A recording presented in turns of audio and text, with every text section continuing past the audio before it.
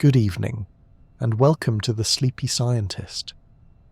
Tonight we are settling into the quiet world of trees, those towering companions that stand so still we often forget they are alive, listening, and in their own slow way, speaking.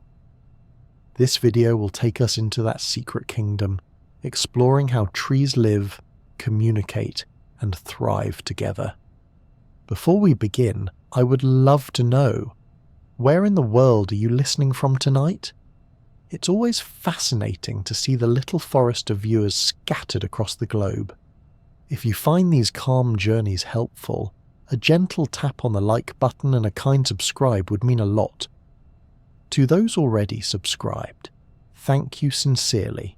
It is your support that keeps these quiet explorations growing, and if you'd like to be sure you don't miss the next wander through science, please consider clicking the notifications bell. Now, I hope this video isn't so interesting that it keeps you wide awake, but if it does, at least you'll drift into tomorrow with a pocket full of tree secrets to share. After all, knowledge can make fine dream fuel too. So how exactly do trees talk to one another, and what kind of messages could be passing through the soil beneath your feet right now? To speak of talking trees, we first need to set aside our usual sense of speed. Human conversations unfold in seconds, with quick words, gestures, and glances. Trees, however, live on a slower clock. Their signals are drawn out over minutes, days, even seasons. Yet despite that difference, they communicate all the same, using chemical scents, subtle pulses of water and electricity, and vast underground fungal webs that function almost like nature's own internet. For a tree, communication is never about idle chatter. It is about survival. To live, it must capture sunlight, draw up water, and balance its budget of sugars, nutrients, and energy. These are the essentials, and communication helps manage them, whether that means warning a neighbour of approaching danger or calling on fungal partners in the soil for a needed supply of phosphorus. This video will guide us through those hidden channels of exchange. We will wander the scented trails of airborne signals drifting from leaf to leaf, follow faint electrical flickers that race through a trunk and dive beneath the forest floor into the fine threads of mycorrhizal fungi that connect roots like cables. Along the way, we'll see how cooperation and rivalry weave together in a woodland, how families of trees recognize one another, and how ancient giants hold entire communities in balance. The central idea is simple, though quietly astonishing. Forests are not collections of lonely individuals. They are neighbourhoods. A forest is a web of messages and responses, with each tree bound to others in ways both subtle and profound. In their slow exchanges lies not only the story of survival, but also a lesson for us, a reminder that life flourishes through connection, even when it is nearly invisible. Tonight, then, we will listen to the conversations of the trees. They may not use voices, but they do speak. And once you know how to listen, the silence of the forest is never quite silent again. When people first hear the phrase trees talking, it can sound like the start of a fairy tale. One might picture oaks with deep voices, pines whispering in the wind, or ancient willows giving cryptic advice. It is a comforting image, but the reality, while different, is no less wondrous. Trees do not talk in words or sentences, yet they do send and receive messages. To understand how, we first have to clear up what talking means in the context of plants. In everyday life, talking usually implies language, symbols strung together with intention. Human language carries meaning because someone meant to send a message, and someone else understood it. In forests, however, things work differently. When a tree releases a chemical or pulses an electrical signal through its tissues, it does not do so with the conscious thought of warning the neighbour.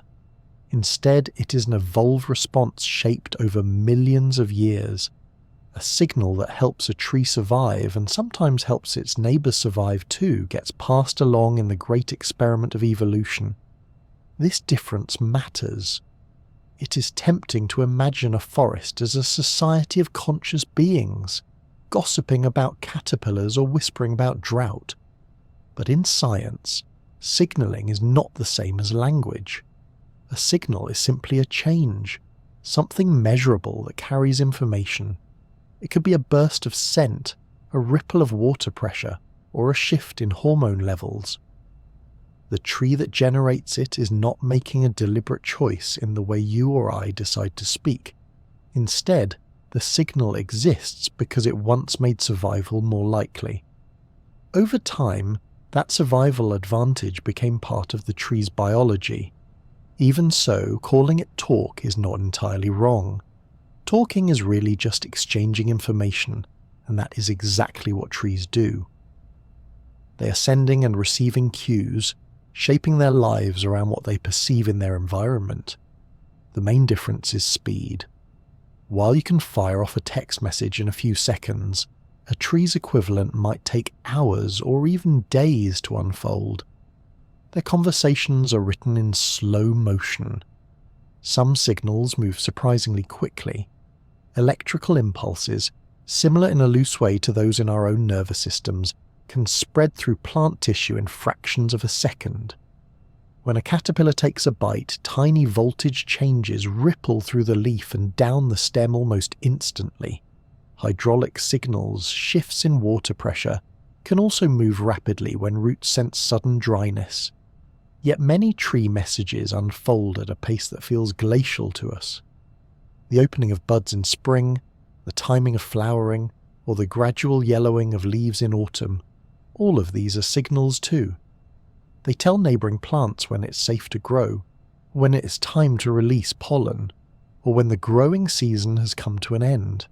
Such messages take not seconds but weeks and months. The variety of timescales is part of the magic. Imagine a forest orchestra where some instruments play in high-speed bursts, others drone on in steady tones, and still others hold notes so long they span entire seasons. Together they create a layered symphony of information, and the trees, along with countless other organisms, are attuned to this performance. Why do trees send signals at all? Survival is the simple answer. A tree is rooted in one place, unable to run from fire, pests, or drought. Its best chance is to anticipate challenges and adjust. Signals help it do this. They allow a tree to close its stomata when water is scarce, to release protective chemicals when insects attack, or to sync its flowering with its neighbours so that pollination succeeds. Signals are not luxuries, they are life-saving strategies. Consider the case of a young sapling growing in the shade of taller trees. It receives less light, but it is not helpless. By detecting changes in the colour and angle of light filtering through the canopy, the sapling reads signals that guide its growth. It might grow taller more quickly, lean toward a gap, or delay leaf expansion until conditions improve. None of this is planned in a conscious sense, but it is nonetheless a kind of decision-making, with signals providing the information. Of course, with any discussion of talking trees, there is a risk of slipping into myth. Books and documentaries sometimes describe forests as if they were intentional communities, with wise old trees deliberately nurturing their offspring or sacrificing for the greater good. While those stories capture our imagination, the science is subtler. Trees do not make choices with awareness the way humans do. Their decisions are biochemical cascades, shaped by the long hand of natural selection. That does not make the reality less impressive. In some ways, it makes it more so. Without brains or nervous systems, trees have evolved a toolkit of signalling methods that let them coordinate with one another, fend off enemies, and thrive in ecosystems full of challenges. They remind us that communication in nature does not need language to be effective. It is also worth noting that not all signals are cooperative. Some are competitive, even hostile. When certain trees release chemicals into the soil that inhibit the growth of rivals, they are sending a message of exclusion. This patch of ground is mine, the chemicals say, though not in words. Signalling can be about sharing, but it can also be about staking territory. What unites all these signals, fast or slow, friendly or competitive, is that they make survival more likely. The forest is a place where danger can strike without warning. Insects arrive in swarms, fires sweep through, or drought lingers for years. A tree that can sense trouble, adjust quickly, and even influence its neighbours has an edge. Over thousands of generations, those edges have shaped the very fabric of forests. So when you next walk through a woodland, it may look still and silent, but that impression is deceiving. Beneath the quiet, messages are moving constantly. Some are flashing like lightning through living tissue, others drifting invisibly on the air, and still others playing out over the span of entire seasons. To human eyes and ears, the forest is calm. To a tree, it is alive with signals. The idea of trees talking, then, is not fantasy, but a gentle reframing. We can call it communication without language, conversation without consciousness. It is not the chatter of friends around a campfire, but the slow, steady exchange of information written in chemistry, electricity, and growth itself. And perhaps that is the greater wonder, that even without voices, trees have found ways to speak. Every tree is a living skyscraper of wood, leaves, and roots, but beneath that towering calm lies an economy as intricate as any human city. Instead of coins or banknotes, the currency is sugar, tiny molecules of glucose manufactured in the leaves under sunlight. A tree's economy begins with photosynthesis, that quiet miracle in which carbon dioxide from the air and water, drawn from the roots, are woven into energy-rich sugars. Each beam of sunlight caught by a leaf is a paycheck, and the tree spends its life balancing the books. Like all budgets, there are expenses. Respiration is the unavoidable cost of keeping cells alive. Just as a household pays for heating, water, and food, a tree must pay in sugar to fuel the basic functions of living. Running enzymes, repairing tissues, and transporting materials.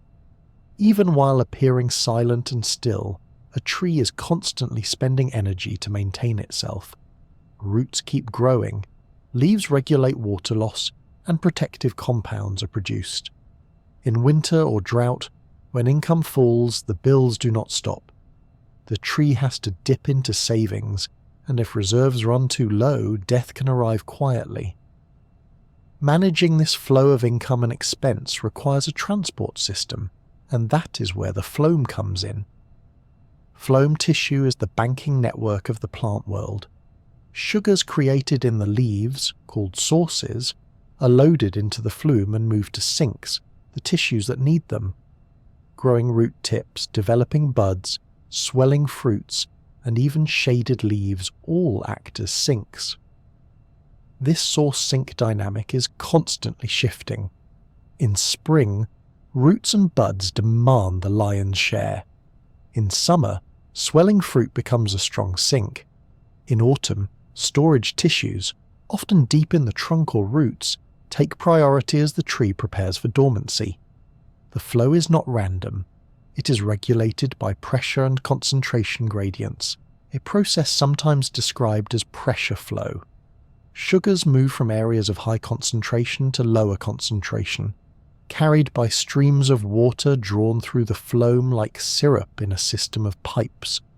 In effect, the tree pushes and pulls its resources to where they are most needed. Remarkably, this allows for a level of redistribution that looks a little like generosity. A sunny branch may produce more sugar than it needs, and those extras can be shipped to shaded branches or even to neighbouring seedlings connected through root grafts or fungal partners. It is not generosity in the human sense. It is still biology, but in practice it can make the difference between life and death for a young plant waiting for a gap in the canopy. Trees also understand in their biochemical way the value of saving. Starches and sugars can be tucked away in storage tissues, creating a kind of carbon bank account. These reserves allow survival through the lean months of winter, or during prolonged droughts when photosynthesis slows or stops. Some of the most ancient trees owe their longevity to prudent budgeting, keeping deep reserves that can be mobilized after storms, fires, or insect attacks. In this way, a tree's memory of past seasons is etched not only in its rings, but also in its hidden storehouses of carbon. But every economy faces trade-offs. A tree cannot do everything at once. Growth, defense, and reproduction are competing demands on its sugar supply. When conditions are favorable, a tree may allocate more to rapid growth, pushing its branches higher toward the sun or thickening its trunk to outlast storms. Yet if herbivores begin chewing at its leaves, or pathogens creep into its bark, resources must be diverted to defense. Chemical weapons such as tannins, resins, and alkaloids are expensive to produce, and every drop of sap that goes into them is a drop not available for new leaves or roots. Reproduction is another costly investment. Producing flowers, fruits, and seeds demands enormous amounts of sugar. In mast years, when a species synchronizes to produce a bumper crop of seeds, trees may exhaust their reserves to flood the forest with offspring. The payoff is survival through numbers, ensuring that at least some seeds escape predators and germinate. But the following year, trees often reduce growth or produce very few seeds, recovering their balance sheets. It is an economic boom followed by necessary austerity. These trade-offs are not trivial. They shape the very structure of forests. A fast-growing pioneer tree invests heavily in rapid vertical expansion, racing to the light. It burns through resources with little thought of tomorrow, like a startup company chasing growth at all costs. In contrast, a long-lived oak or cedar plays the patient investor, allocating resources cautiously, storing generously, and defending strongly against pests. These strategies exist on a spectrum, but together they create the diversity of forms and lifespans that we see across woodlands. What makes this economy fascinating is how it adjusts to stress. During droughts, stomata close to conserve water, but this also slows photosynthesis. Income drops, while the costs of survival rise. The tree has to dip into its reserves, deciding, if we can use that word loosely, whether to protect current tissues or sacrifice some in order to save the whole. Leaves may be shed early, roots allowed to wither, or growth rings reduced to a fraction of their normal width. Each choice reflects the balancing of the budget, with survival as the ultimate goal. Even communication between trees fits into this economy.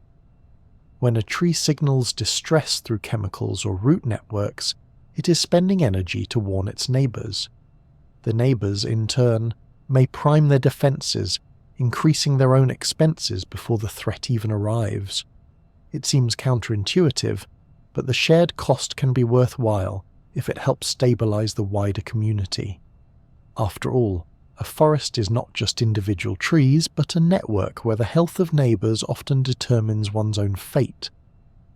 From this perspective, the stillness of a forest takes on a new light. Beneath the calm, each tree is running a sophisticated budget, managing flows of sugar with as much care as any accountant. Some days bring surplus, others deficit, but the balance sheet must always stay in the black. There are savings for emergencies, investments in defense, and big spending splurges on reproduction.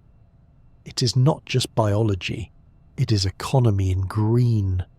So the next time you walk beneath a canopy, imagine the silent transactions humming through phloem and storage tissues. Picture sugars flowing like invisible coins from branch to root, from leaf to seed. Think of trees as bankers and spenders, risk takers and savers, all working with the same limited currency of carbon. And consider this. If an entire forest is engaged in such quiet economics, then perhaps the richest marketplace on Earth is not the bustling city, but but the shaded woodland, where every beam of sunlight is transformed into wealth, and every leaf is a ledger keeping track of life itself. Water is the quiet lifeblood of every tree. Without it, no sugar can be made, no leaf can expand, no root can grow. Yet the way trees move water is nothing short of astonishing. They do it without pumps, without moving parts, and without a single engine. Instead, they rely on physics, harnessing the pull of evaporation, the stickiness of water molecules, and the structure of their tissues to haul thousands of litres upward against gravity. If you have ever wondered how a 100-metre-tall redwood manages to quench its thirst, the answer lies in the strange elegance of the xylem highway. At the heart of this story is cohesion-tension theory. Water molecules are a bit like an overly affectionate crowd. They cling to each other thanks to hydrogen bonds. When one molecule evaporates from the surface of a leaf, it tugs on its neighbour, which tugs on the next, and so on, all the way down to the roots. Imagine a chain of people passing along a rope. When the one at the top pulls, the whole chain shifts. In a tree, that rope is a column of water running through the xylem, the long tubes that stretch from root tips to canopy.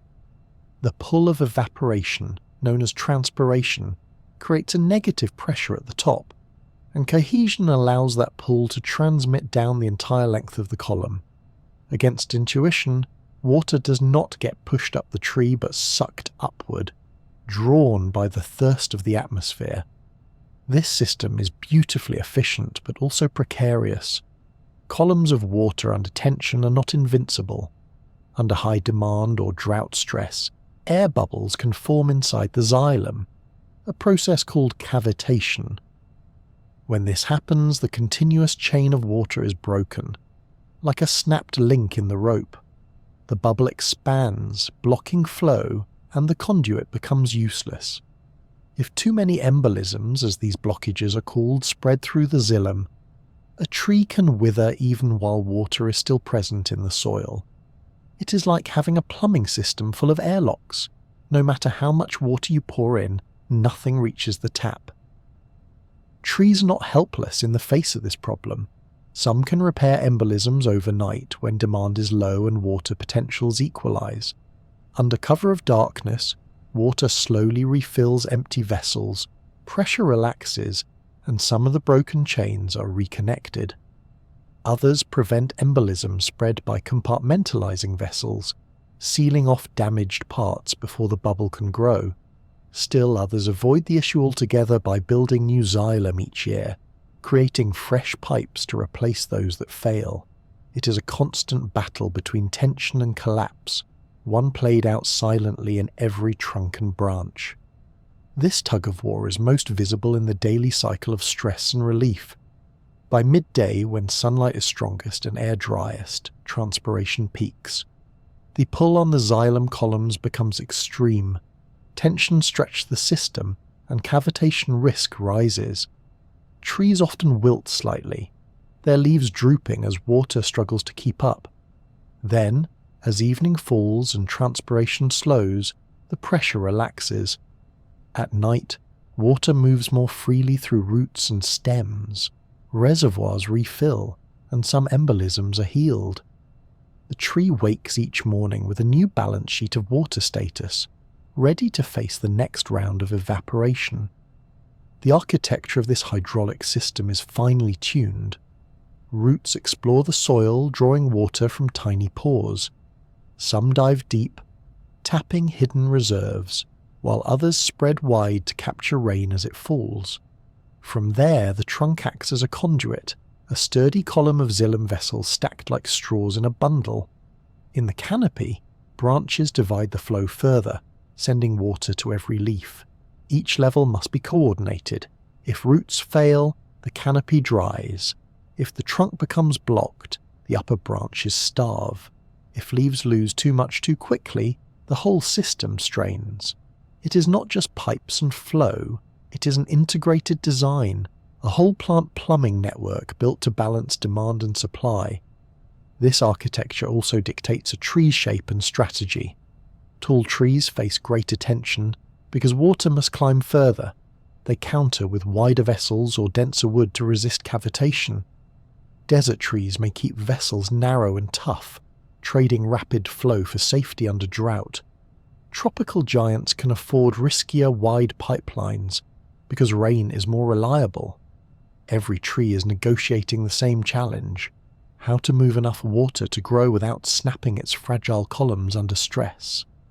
Because water is so fundamental, it becomes the first message that shapes nearly everything else. A tree's water status influences whether stomata open or close, determining photosynthesis rates and carbon gain. It affects hormone signals, shifting growth priorities between roots and shoots. It even primes defenses, since a drought-stressed tree is more vulnerable to pests and pathogens. In many ways, water status is the master variable, the daily headline in the life of a tree. Think of it this way: a human might start the day by checking the weather before deciding whether to carry an umbrella, a coat, or sunglasses. A tree does not have clothing, but it checks its own internal weather, the tension in its xylem, before deciding how to behave. If the water columns are healthy and strong, the stomata can open wide, photosynthesis can flourish, and growth can accelerate.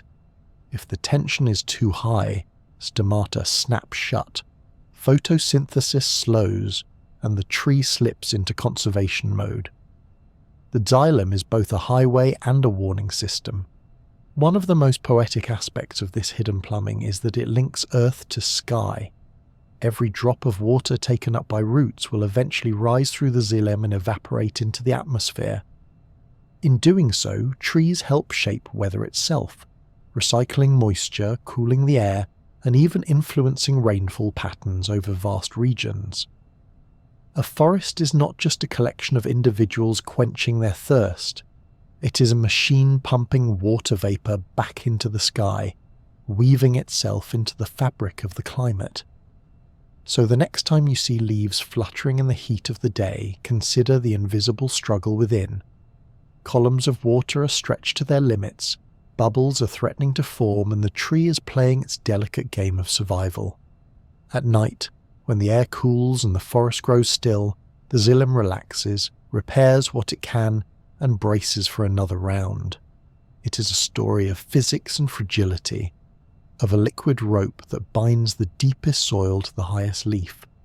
What seems like silence is really tension, pressure, and release, a hidden pulse of life that rises and falls with the sun.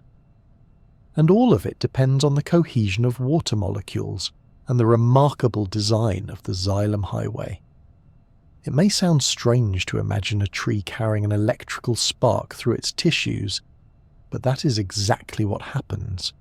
Not the crackling arcs of lightning in a thunderstorm, but something quieter, small, fleeting changes in voltage that ripple through leaves, stems, and roots. Biologists call them action potentials and slow-wave potentials, echoes of the same basic physics that runs through human nerves. In our bodies, these signals trigger muscles, thoughts, and reflexes. In trees, they trigger defenses, adjust growth, and help the plant adapt to a changing environment. It is, in its own way, quiet lightning. When a leaf is bitten by an insect, its cells are wounded.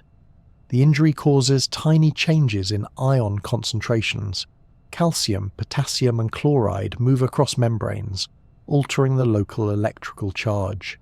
This spark, though minuscule, is enough to start an action potential-like event.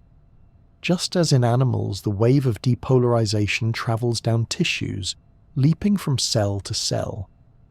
But unlike the blazing speed of nerves in humans, which can reach over 100 meters per second, a tree's electrical impulses are far more leisurely. They travel in the range of millimeters per second to a few centimeters per second, a pace more like a careful stroll than a sprint. Alongside these action potentials are slower cousins called slow-wave potentials. These are not sharp jolts, but lingering electrical changes that last minutes or even hours. They often follow wounding, heat stress, or drought signals. If action potentials are quick shouts, slow wave potentials are the low, sustained hums of concern that echo across a tree's tissues. Together, these electrical events allow information about local stress to spread beyond the point of impact, notifying distant parts of the plant that something has gone wrong. Hydraulic signals add another layer to this silent alert system. When a tree experiences drought or sudden heat, water pressure within the xylem shifts abruptly. Roots feel the soil drying, leaves sense the pull of evaporating water, and pressure pulses ripple through the hydraulic system. These waves can spread faster than electrical signals, alerting tissues to act before damage accumulates. In effect, a tree can feel the strain in its own water columns and send a hydraulic warning throughout its structure. Both electrical and hydraulic messages travel long distances. A bite on one leaf can trigger responses in others, even on different branches. A sudden soil drying event can be signalled all the way from root tips to the highest leaves. The distances are impressive when you consider the size of some trees. In a tall oak or a giant redwood, a signal may need to traverse tens of meters, yet it still reaches its destination with enough strength to trigger a response. The message is not instantaneous, but in the timescale of a tree's life, minutes or hours are fast enough. What do these messages actually do once they arrive? One of the most immediate responses is stomatal closure. Stomata are the tiny pores on leaf surfaces that let carbon dioxide in and water vapor out. When drought or heat signals arrive, electrical and hydraulic cues combine to persuade guard cells to shut down, reducing water loss. The cost is slower photosynthesis, but the benefit is survival under stress. This is one of the most fundamental behavioral shifts in a tree's daily life, and it is guided by the language of quiet lightning. Another outcome is the triggering of chemical defenses. Electrical signals from wounding often precede the release of volatile organic compounds or the ramping up of secondary metabolites like tannins. By sending electrical pulses ahead of chemical changes, a tree can prepare distant leaves for possible attack before the insects even arrive. It is a bit like hearing the first rumble of thunder and closing the windows before the rain hits. Signals also interact with hormones. Stress messages can trigger the production of abscisic acid, which regulates stomatal closure, or jasminates, which orchestrate defense responses against herbivores. The interplay of voltage changes, pressure waves, and hormone cascades makes tree signaling a complex web rather than a single pathway. No one part is in charge. Instead, it is an ensemble of overlapping cues, each reinforcing or modulating the others. The fascinating part is how trees integrate these different channels. Electrical signals may provide rapid local alerts, hydraulic pulses give system-wide status updates, and hormones cement longer-term changes. Together they form a communication system that is both fast enough to handle emergencies and slow enough to shape lasting responses. It is a multi-layered warning network that suits the tree's immobile, long-lived lifestyle. Scientists have even experimented with listening in. Electrodes placed on leaves can pick up faint voltage spikes when a tree is stressed. Sensitive instruments can measure pressure changes in the xylem during drought cycles. These observations confirm what theory predicts. Trees are not static organisms but responsive systems, constantly sensing and reacting to their environment with pulses of information. To appreciate this, picture a summer day in a forest. By noon, the sun is beating down, air is dry, and water is evaporating rapidly from leaves. The tree's xylem is under strain, and hydraulic pulses ripple upward, carrying the message of tension. Leaves respond by closing stomata, while electrical signals help coordinate the timing. Meanwhile, if an insect starts chewing at the edge of a leaf, voltage changes ripple outwards, warning other leaves. Chemical defenses begin to accumulate, primed by the earlier electrical alerts. The tree is quiet to the human eye, but inside it is humming with information, signals zipping from cell to cell in a slow-motion storm of communication. Calling this system quiet lightning is fitting. It is invisible, fast compared to most plant processes, and it sparks reactions across a great distance. Unlike human lightning, it does not flash or burn, but it can change the destiny of the tree, deciding whether it conserves water, resists pests, or endures a heat wave. So while you may not hear trees whispering, you can be sure they are carrying messages, not in words, but in voltage spikes and pressure pulses, in the quiet electrical storms that ripple beneath bark and branch. A forest may seem silent, but under the skin of each tree runs a hidden network of sparks, quick warnings and steady alerts, guiding the rhythm of life in the slow green world. The air of a forest is not as empty as it seems. It is thick with invisible perfumes, drifting signals and coded warnings. When a leaf is bitten, torn or stressed, it releases more than just a faint green smell. It releases a telegraph of molecules, volatile organic compounds, or VOCs that float away on the breeze. These airborne messages can carry information to the tree's own tissues and to its neighbours, priming defences and sometimes even enlisting unlikely allies. It is a communication system written not in words but in sense, as delicate as it is powerful. One of the most common of these signals are greenleaf volatiles. You know them already because they are the fresh, sharp smell that bursts from grass clippings or a snapped stem. To us they are pleasant and familiar, the scent of summer lawns and garden pruning. To plants, they are alarm bells. The moment cells are wounded, enzymes break down fatty acids into small volatile compounds that evaporate rapidly into the air. These molecules drifting from the damaged leaf announce to surrounding tissues and neighbouring plants that something, an herbivore, a storm, or even a careless deer, is causing harm. Terpenes add another layer of complexity. These molecules are larger, more diverse, and capable of lingering longer in the air. Pines, for instance, produce rich bouquets of terpenes that smell of resin and forests. Beyond fragrance, terpenes are part of a defensive strategy. Some deter insects directly, making the leaves less appetizing. Others serve as attractants for the enemies of those insects. A caterpillar munching on a leaf may inadvertently call down wasps when the leaf releases a particular terpene blend.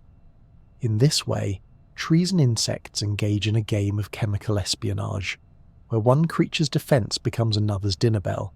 Then there are jasminates and salicylates, hormonal signals that can move both inside the plant and through the air. Jasminates are strongly associated with herbivore defense. When leaves detect them, they ramp up the production of protective proteins and bitter compounds, arming themselves against further attack. Salicylates, on the other hand, are often tied to responses against pathogens. Together they provide a nuanced vocabulary of scents, one saying watch out for chewing mouths, the other whispering beware of infection. What makes these airborne signals so fascinating is that other plants can eavesdrop. A tree under attack is not only protecting itself, it may be inadvertently or perhaps evolutionarily designed to warn its neighbours. Studies have shown that nearby plants exposed to these VOCs often prime their defences. They do not launch a full-scale response immediately, because that would be energetically costly. Instead, they adjust their sensitivity, ready to respond faster and stronger if the same threat arrives. It is the difference between being startled by an unexpected knock on the door and already being on edge because the dog was barking outside. The second person reacts more quickly, and in the forest, that readiness can be the difference between survival and destruction. The insect world complicates matters further. Herbivores, predators, and parasitoids all read these chemical cues in their own ways. Caterpillars may try to suppress the release of certain volatiles, masking their presence. Predatory wasps, meanwhile, have evolved to home in on those same volatiles, using them like a map to find their prey. Ladybird beetles can detect the scents of plants under aphid attack and follow the trail to a ready meal. In this strange ecological play, plants broadcast signals that can simultaneously repel attackers and recruit bodyguards. Yet this chemical telegraph has limits. Air is an unpredictable medium. Wind may scatter signals away from the intended recipients. High humidity can slow the diffusion of volatiles, while dry turbulent air can dilute them too quickly to be useful. Unlike a wired electrical signal or a hydraulic pulse confined to xylem, these airborne cues are subject to the whims of weather. A tree may send out a perfectly crafted bouquet of molecules, only for them to vanish in the breeze before reaching a neighbour. The costs of production are also significant. Making VOCs requires carbon and energy, resources that could otherwise go into growth or reproduction. Releasing them too freely could even backfire, drawing more attention from herbivores than from helpful allies. This creates an evolutionary balance. The signals must be strong enough to matter, but not so extravagant that they waste resources or invite disaster. Interestingly, the blend of volatiles is rarely simple. Plants often release complex cocktails, dozens of different compounds in varying proportions. These mixtures create a kind of chemical fingerprint that conveys specific information. A tree might release one bouquet when attacked by caterpillars, another when infected by fungi, and yet another under drought stress. Neighbours and insects alike learn to interpret these fingerprints, responding differently depending on the message. There's also a time element. Some volatiles are released immediately upon wounding, a kind of chemical scream. Others build up more slowly, sustained over hours or days, like a lingering call for reinforcements. The changing mix over time adds nuance to the signal, letting recipients know not just that there is trouble, but how long it has been going on. From the perspective of a human walking through a forest, this invisible chatter is partly accessible. We catch the strongest of these signals as scents: the crisp smell of crushed grass, the spicy tang of pine needles, the resinous odour of sap. All are VOCs meant primarily for plant and insect communication. We are merely bystanders, tuned to notice them because they happen to overlap with our own sensory world. Yet behind those scents lies an entire hidden language, rich with meaning to the creatures that depend on it. The scented telegraph changes how we think of forests. Instead of silent stands of wood, we can imagine each gust of wind as carrying whispers, leaves warning leaves, trees recruiting allies, and insects trying to outmaneuver them all. It is an ongoing conversation that we cannot hear but can sometimes smell. Like all forms of communication in the plant world, it is neither deliberate nor conscious, but it is effective. So next time the breeze carries the sharp smell of fresh greenery, consider that it may be more than just a pleasant aroma. It may be a warning cry, a coded signal, or a plea for help drifting invisibly from one plant to another. The forest air is alive with messages, carried in molecules too small to see, reminding us that silence in nature is never truly silent at all. Beneath the forest floor lies a partnership so ancient and so successful that it may well be one of the greatest collaborations in the history of life. Long before trees stretched their crowns toward the sky, long before forests darkened the continents, plants and fungi struck a deal. Plants would provide carbon in the form of sugars, and fungi would provide nutrients and water in return. That bargain is still being honoured today, and it is called mycorrhiza. The word itself means fungus root, and that is exactly what it is, a living connection between a plant's root system and a fungus's hyphae, those delicate thread-like filaments that weave through soil. Almost every plant on Earth engages in some form of mycorrhizal partnership. Without it, many species could not grow at all. the deal is so ancient that it may have been the very reason plants were able to leave the sea and colonize land more than 400 million years ago.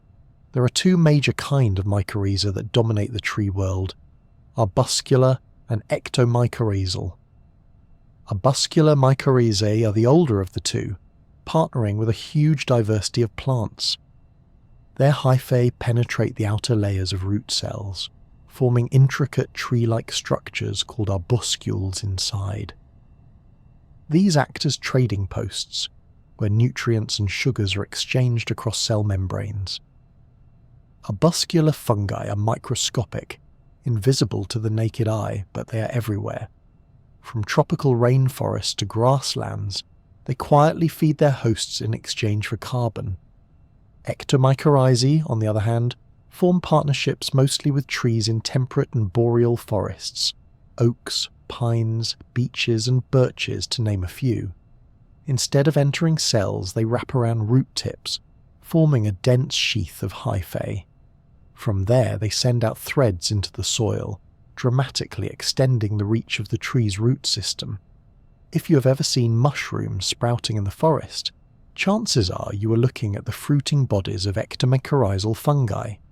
These partners are often visible, reminding us that fungal networks are not merely hidden mysteries, but active, present organisms shaping the forest around us.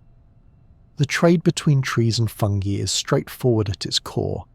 Trees provide carbon-rich sugars, the result of photosynthesis, delivered down into the roots. Fungi cannot photosynthesize, so they depend on this supply. In return, fungi deliver nutrients that trees cannot easily access on their own. Phosphorus is often the most valuable, since it moves slowly in soil and is critical for energy transfer in cells. Nitrogen, another essential nutrient, is also gathered and passed along. Beyond these, fungi help with water uptake, reaching into tiny soil pores too fine for roots to penetrate. In dry conditions, fungal hyphae can make the difference between wilting and survival. The geometry of hyphae is part of their power. Hyphae are incredibly fine, often less than 1/10 the width of a root hair, and they branch endlessly. A single gram of soil can contain kilometers of these threads. Together they form a mesh network, vastly increasing the surface area available for absorption. Imagine a tree root as a main road, and fungal hyphae as the side streets and alleyways branching from it, exploring every nook of the neighborhood. Through this geometry, fungi extend the reach of a tree's root system by orders of magnitude. The forest floor becomes a living fabric of interconnected filaments, an underground net linking one organism to another. But like any trade agreement, there are costs and complications. Trees must give up a significant share of their hard-earned carbon, sometimes up to 1/3 of their photosynthetic output, to feed their fungal partners. That is no small expense. If a fungus delivers little in return, the cost may outweigh the benefit. Cheating is possible, with fungi taking sugars but supplying minimal nutrients, or with plants attempting to limit carbon flow while still drawing benefits. This tension has shaped an evolutionary tug-of-war, where both sides constantly adjust the terms of the deal. Interestingly, trees can exercise a kind of partner choice. Roots can allocate more carbon to fungal partners that provide better nutrients, essentially rewarding good behavior. Poor performers may be starved of sugars and left to dwindle. In this way, the relationship is not blindly cooperative but regulated, with plants maintaining some control over who gets paid and how much. Fungi too can play favourites, connecting more strongly with certain hosts. This selective exchange creates a dynamic marketplace under the soil, where loyalty is earned through performance, not given unconditionally. Despite these tensions, the partnership remains astonishingly stable. It is too beneficial for either side to abandon. A tree growing without mycorrhizae is like a business without suppliers, struggling to keep up, always on the edge of collapse. A fungus without a plant host, on the other hand, soon starves. Their survival is intertwined, and the forest as we know it would collapse without their union. This partnership also creates possibilities beyond the individual. Because fungal hyphae can connect multiple trees, they form what some call the wood wide web. Through these networks, carbon, nitrogen, and even warning signals can move from one tree to another. Seedlings in deep shade may receive a trickle of sugar from older trees via fungal links. Stressed individuals may share information chemically, priming neighbours to prepare for pests or drought.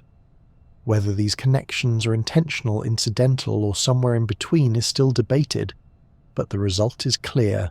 Fungal threads help stitch the forest into a community. The story of mycorrhiza is a reminder that life is built not only on competition but on collaboration. Trees may tower over us with an air of independence, but their strength comes from unseen allies beneath the soil. Each step in a woodland falls on a living web, a fabric spun of fungal threads and rooted partnerships, older than the hills themselves. Next time you see a mushroom after rain, pause for a moment. The visible cap is just the tip of the story.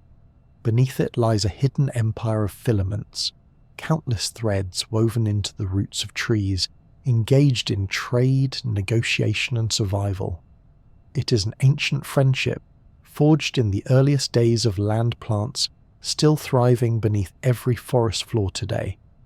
If the roots of a forest are its foundation, then the fungal threads weaving among them are its wires and pipes, linking trees into a living infrastructure. This underground network has become famous as the wood wide web, a term that captures its hidden, connective nature.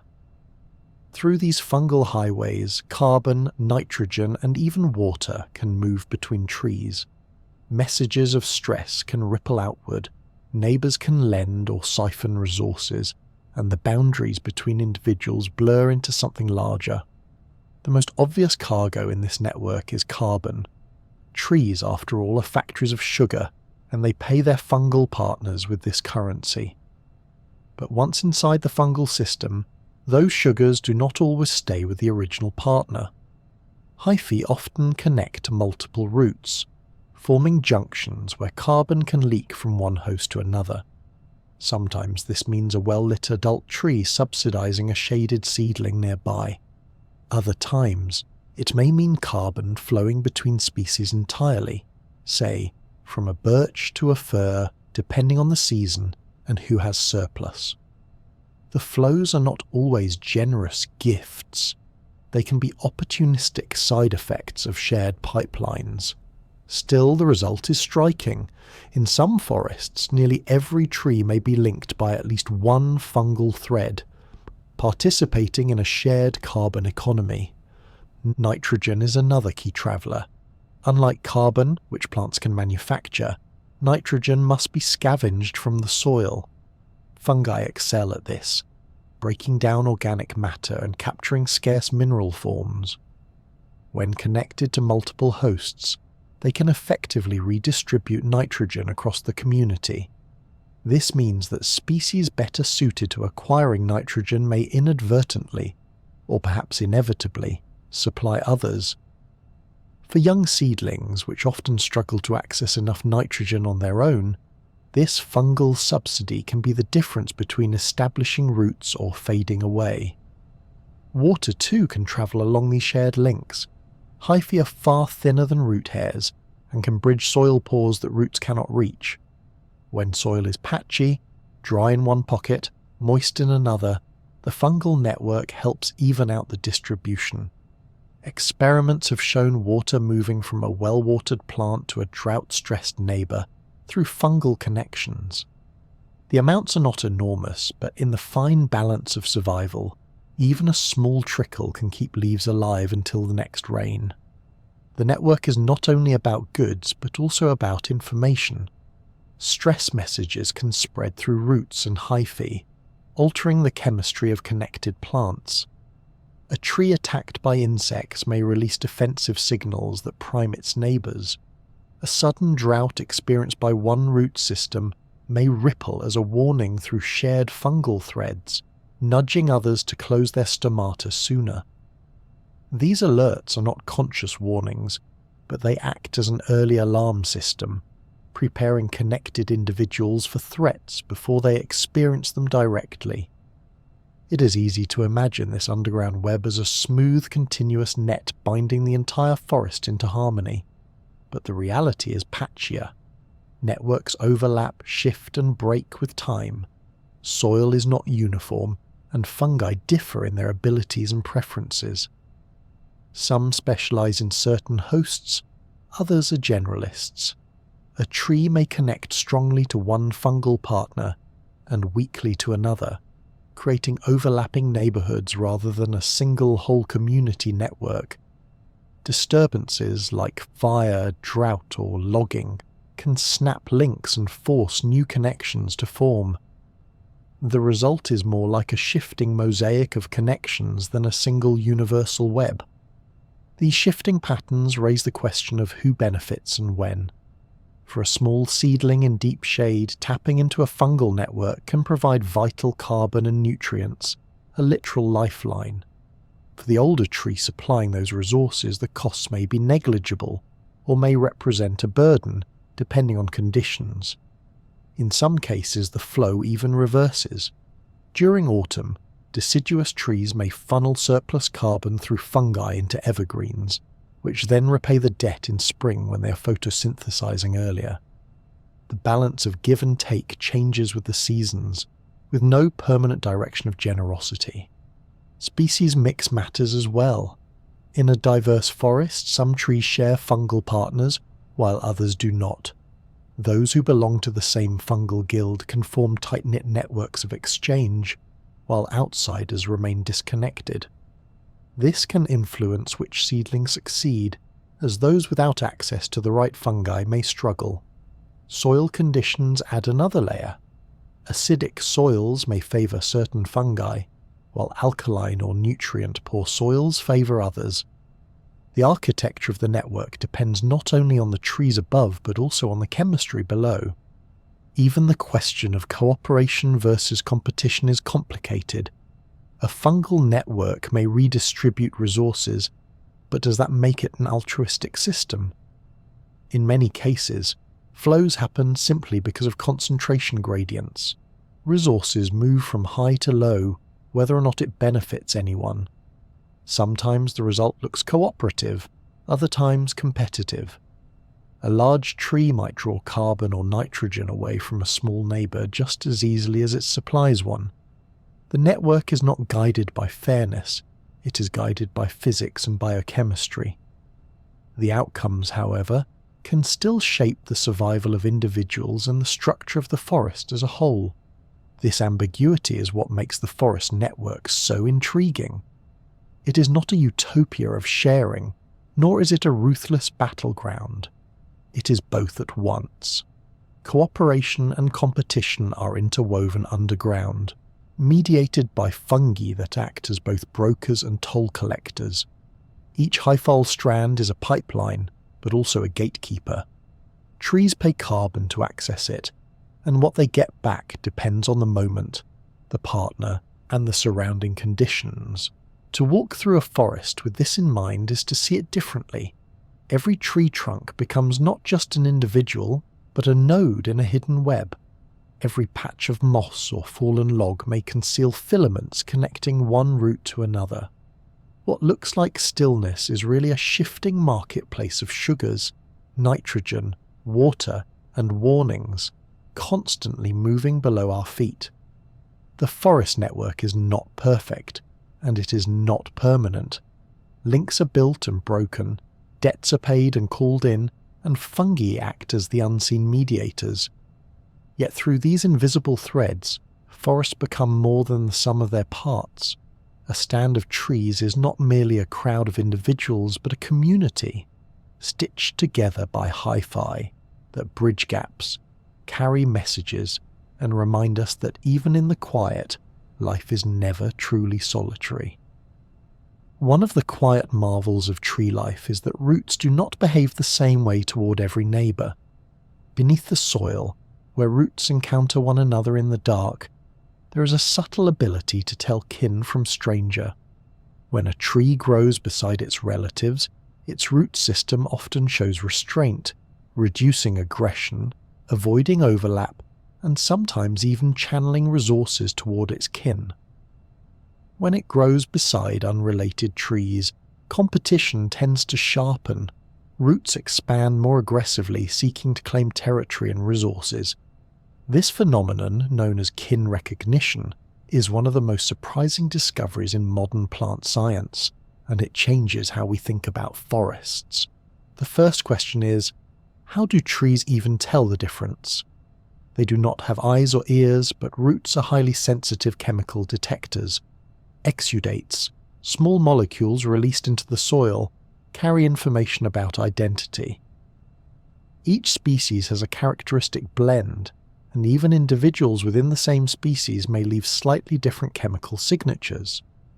Experiments have shown that roots can alter their growth patterns, depending on whether they detect familiar or unfamiliar cues nearby. It is not conscious recognition in the human sense, but it is a measurable and consistent response, as if roots are able to smell their family ties. For seedlings, this recognition can make the difference between life and death. A young tree germinating close to its parent faces both opportunities and dangers. On the one hand, the parent can provide support. Its roots may overlap and share fungal partners, giving the seedling access to nutrients and even a trickle of carbon. Some studies have shown seedlings faring better when they grow near related adults, benefiting from reduced competition and a more generous flow of resources through shared fungal links. On the other hand, seedlings near parents also face risks. Shaded by a tall canopy, they may struggle to photosynthesize. They may also be more vulnerable to pathogens or herbivores that specialize in that particular species, since enemies often concentrate where their host is abundant. In some cases, parental proximity is more a hindrance than a help. Whether kinship is a blessing or a curse depends heavily on the environment. In crowded, stressful conditions, help may matter more. In open, fertile conditions, the competition for light may overwhelm any advantages. This tension is at the heart of evolutionary logic. Why would a tree reduce competition with relatives, or even assist them, if that means giving up some of its own resources? The answer lies in inclusive fitness. Genes do not simply spread by producing as many offspring as possible. They also spread by helping copies of themselves survive in relatives. If aiding a sibling or child increases the odds that shared genes persist, then cooperation can be favored by natural selection. In this way, kin recognition makes evolutionary sense. A tree that competes a little less fiercely with relatives may ensure that more of its genetic line continues, even if it sacrifices some personal advantage. The neighborhood effect is another piece of the puzzle. Forests are patchy places where seedlings sprout in clusters and kin are often close together. In such neighborhoods, mutual restraint may stabilize communities. If every individual fought tooth and root against its relatives, the result might be mutual destruction, leaving the patch open for invaders. By dialing back aggression among kin, trees create conditions where related groups persist longer, even if strangers at the edges are met with greater competition. Case studies illustrate this delicate balance. In beech forests, researchers have observed that seedlings growing near their mothers receive more support via fungal networks, especially in their earliest years. The maternal trees seem to channel carbon disproportionately toward their offspring, as though subsidizing their start in life.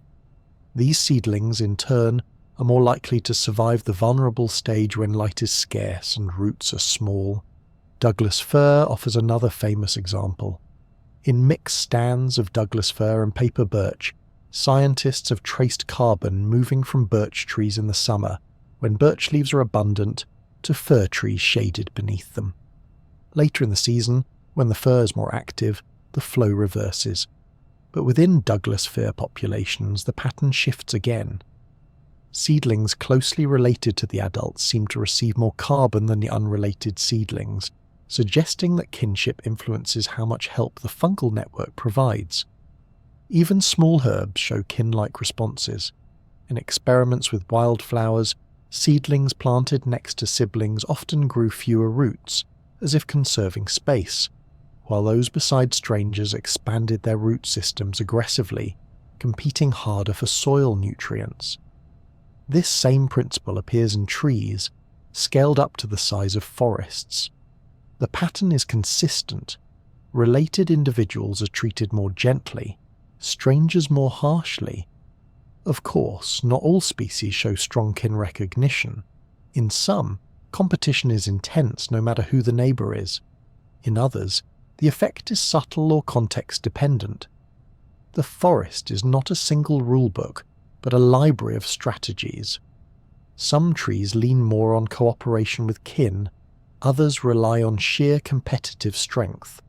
Evolution has shaped each to its own environment, and kin recognition is only one of many tools. What is clear is that kinship matters in the quiet drama beneath the soil. It shapes how roots spread, how nutrients are shared, and how seedlings survive in their earliest years. It explains why forests are not simply random assortments of individuals, but layered communities where relationships stretch not just between species, but within families.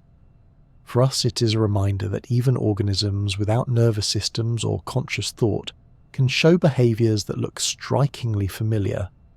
Kin recognition in trees echoes patterns seen in animals, where siblings often show cooperation or restraint. These same evolutionary principles apply across life. Helping relatives can help yourself, if genes are the measure of success. So next time you stand in a grove of trees, imagine the hidden family ties beneath your feet. Roots are not just searching for water and nutrients, they are feeling for neighbours, sensing kinship, and deciding how fiercely to compete. Each tree is not only an individual but also part of a lineage, its survival bound to the fate of relatives nearby. In that unseen world of roots and fungi, family matters, even when it is carried not in words or thoughts, but in the silent chemistry of the soil. Forests may seem peaceful, but beneath the calm canopy lies a quiet contest. Trees stand shoulder to shoulder, their crowns brushing against one another, their roots interlacing beneath the soil, and all the while they are competing for the essentials of life: light, water, and nutrients. Unlike animals, they cannot move to new territory, so they must fight their battles where they are planted. The struggle is rarely visible, but every tree is a strategist shaping its growth and chemistry to outmaneuver its rivals. Light is often the most hotly contested prize. In dense forests, sunlight trickles down like coins through the cracks of a floorboard, and every leaf is positioned to grab what it can. Tall trees spread broad crowns that shade out younger competitors, forcing them to live in the dim understory. Some seedlings adapt by tolerating shade, biding their time until a gap in the canopy opens. Others stretch desperately upward, thin and spindly, racing toward a rare shaft of light. Each forest has its hierarchy, the giants above soaking in the riches, and the underlings below, surviving on scraps. The architecture of trees, the length of branches, the angle of leaves, the density of foliage, is a record of this ongoing battle for light. Water is another contested currency. Roots dive deep, spread wide, and sometimes interlock in fierce competition for moisture. In dry seasons, the advantage often goes to the trees with deeper taproots that can sip from hidden reserves. Shallow-rooted neighbours may wilt and shed leaves, unable to match the reach of their rivals. Yet wide, shallow roots have their moments too, quickly absorbing rainfall before it can sink deeper. In this way, root systems carve the soil into territories, some overlapping, some exclusive, each drawing from the same underground reservoir. Nutrients, though invisible, are just as fiercely fought over. Nitrogen, phosphorus, potassium, and a suite of trace minerals are vital, but soils are not evenly generous. Trees release enzymes and acids to free these elements from organic matter or mineral particles. Roots and fungi then gather them before competitors can. This chemical scavenging is a race, and the first to capture the nutrient wins. Unlike light, which can be shared by layers of foliage, nutrients are zero-sum. What one root absorbs is gone for the others. Sometimes competition takes a sharper edge through allelopathy, the chemical warfare of the plant world. Certain trees release toxins into the soil or air that suppress the growth of competitors. The black walnut is a classic example. Its roots and leaves exude juglone, a compound that inhibits many neighbouring plants. Gardens planted beneath walnut trees often look strangely barren, as sensitive species struggle to grow. Eucalyptus trees are also notorious for producing oils that inhibit seedlings around them, creating open, fragrant groves where rivals are few. These chemicals are not about dialogue or cooperation. They are weapons, ensuring that the tree casting them holds its ground with less interference. Even when chemical weapons are not involved, roots themselves can act as silent fences. Trees carefully adjust where their roots grow, expanding aggressively into unoccupied soil, but retreating or redirecting when they encounter resistance. Some species are remarkably strategic, placing roots away from their own kin to reduce competition, but expanding with vigour against strangers. In places where space is tight, roots can intertwine in tangles that are less cooperation than an uneasy truce, each tree probing for an opening, each wary of surrendering ground. The balance between sharing and competition is complex. Through fungal networks, trees may exchange carbon or nutrients, helping neighbours survive stress. But that same fungal connection can also be a battleground, with stronger trees drawing more than they contribute. What looks like generosity one season can shift to exploitation the next. The forest does not run on morals, but on context.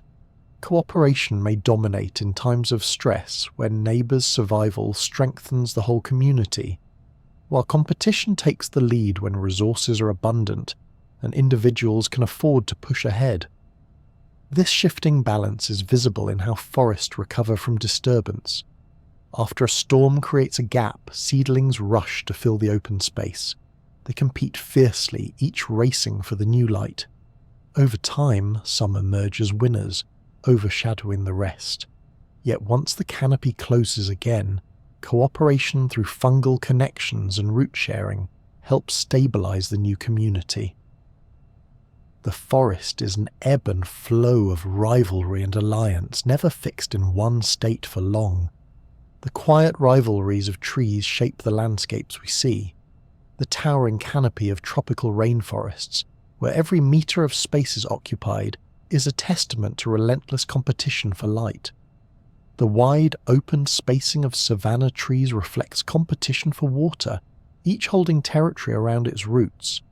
In temperate woodlands, the patchwork of species arises from chemical interactions, root strategies, and shifting balances of power over centuries. To us, the forest may feel tranquil, a green cathedral of stillness, but to the trees themselves, life is a daily contest, fought not with claws or teeth, but with architecture, chemistry, and patience.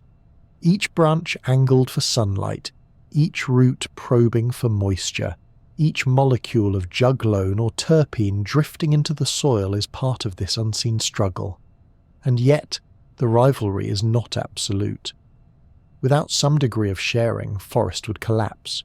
Without competition, they would stagnate. The secret is in the balance, a dynamic dance where trees sometimes cooperate, sometimes battle, and always adapt to the conditions around them. The shaded rivalries beneath the canopy are the engine that keeps forests alive, shaping not only who survives but how entire ecosystems evolve. So when you step into a woodland and see shafts of light piercing the leaves, or notice the barren ground beneath a walnut, remember the contest unfolding beyond sight.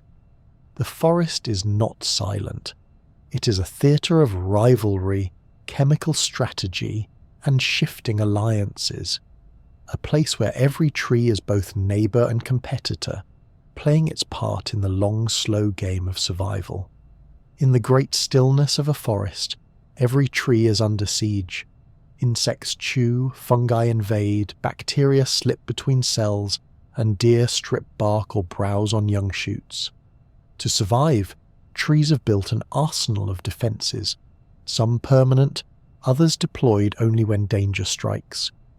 This constant negotiation between attack and protection shapes not only the fate of individual trees, but the balance of entire ecosystems. One strategy is to keep defences always on. Some trees maintain high levels of protective chemicals at all times, like tannins that make leaves bitter, or lignin that makes wood tough to chew. Pines and spruces rely on sticky resins, which ooze from wounds and trap invading insects. Thorns, spines, and thick bark all fall into this category. Physical and chemical armour that stands ready, whether or not an enemy is present. Always-on defences are reliable, but they are expensive. Every molecule of tannin or drop of resin is carbon that could have gone into growth or reproduction. The alternative is induced defense, producing protection only when needed. When a caterpillar takes a bite, a tree may respond by activating enzymes that flood the leaf with toxins. When fungi breach bark, antimicrobial compounds can be produced locally. This strategy saves resources during peaceful times, but demands quick detection and response when an attack begins. Induced defences are like calling in reinforcements only when the first shots are fired. The balance between constant and induced defences depends on the environment. In places with relentless herbivory, like tropical forests where insects are active year-round, always-on defences are more common. In seasonal climates where attacks are sporadic, induced defences are often favoured. Evolution shapes each species' strategy according to the risks and costs of its world. But trees also have something more subtle in their toolkit: priming. This is a kind of memory that does not rely on nerves or brains, but on chemical marks and physiological changes. When a tree experiences an attack once, it often responds faster and stronger the next time. Priming does not mean keeping defences constantly active, but rather keeping them on standby, easier to switch on at the next sign of trouble.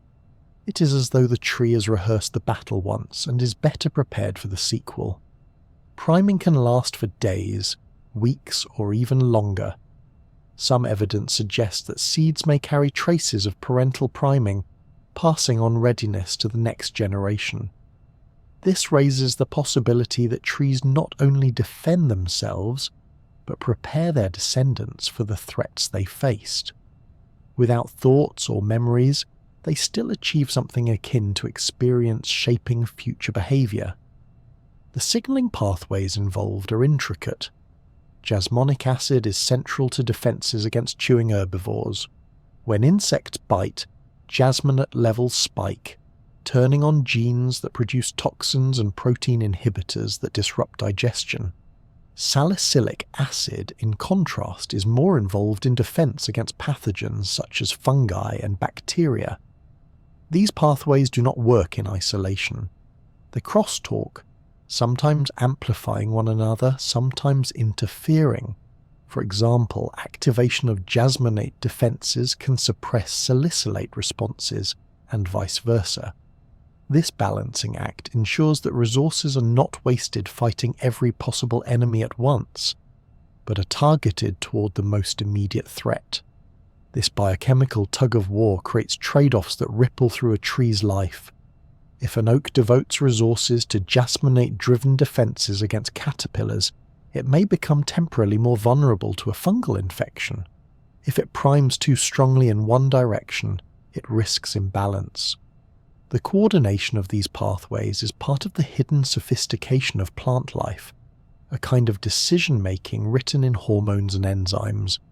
Interestingly, defense is rarely confined to the individual. a tree under attack often releases volatile organic compounds into the air, alerting nearby trees. Those neighbours, detecting the scent, may prime their own defences before the attacker arrives. This spillover effect benefits the community but comes at a cost to the signaller. Releasing volatiles takes energy and can sometimes attract more attention from herbivores. Yet the advantage of a prepared neighbourhood may outweigh the risk. If the stand of trees survives together, each has a better chance of long-term survival. This community-level defence creates strange dynamics. A tree that benefits from its neighbour's signals without contributing any of its own is effectively freeloading, saved by others' warnings. Over time, natural selection balances these interactions, but the system is not perfect. Forests are patchworks of sharers, cheaters, and everything in between. What matters is that enough signals are exchanged to tilt the odds in favour of survival. Defences also involve recruiting allies. The volatile compounds released by attacked leaves can attract predators or parasitoids of herbivores. A caterpillar chewing through a leaf may suddenly find itself under assault from a wasp, guided by the scent the leaf itself released. In this way, trees outsource part of their defense to insects, using chemical signals as beacons to call in reinforcements. It is a remarkable twist. What begins as damage becomes a trap set for the attacker. For us, these defenses remind us that stillness does not equal passivity. A forest may appear serene, but at any moment invisible battles are being fought at the molecular level. Defenses are switched on and off. Signals are released into the air and soil, and trees remember past encounters in ways that influence their futures. This hidden drama shapes which trees thrive, which fail, and how entire ecosystems evolve. So the next time you smell the sharp tang of pine resin, or the sweet aroma of crushed leaves, think of it as part of an ancient defense system, perfected through millions of years of trial and error. Trees may not roar, snap, or flee, but they are armed all the same, standing in quiet armour. And when trouble comes again, they will remember, not in thoughts, but in chemical readiness, prepared to meet the challenge with defences primed and waiting. When we think of memory, we usually imagine a brain, a web of neurons firing, storing impressions of sights, sounds, and experiences. Trees, of course, have no brains, no nervous systems, no conscious recall. Yet in their own way, they remember. Their memories are written not in neurons, but in molecules, tissues, and even the wood itself. These are not memories in the human sense, but they serve the same purpose, allowing past experiences to shape future responses. One form of memory is epigenetic. At the cellular level, trees can leave chemical marks on their DNA or on the proteins that package it. These marks do not change the genetic code itself, but adjust how genes are expressed. When a tree endures drought, for example, certain stress response genes may be turned up or kept at the ready. The epigenetic marks act as bookmarks, making it easier to access those responses when the stress returns. In this way, the tree remembers drought, not by thinking about it, but by altering the likelihood of responding quickly in the future. Such memories can last weeks, months, or even years, depending on how stable the marks are. In some cases, they may even pass to seeds, giving the next generation a head start against the same stress.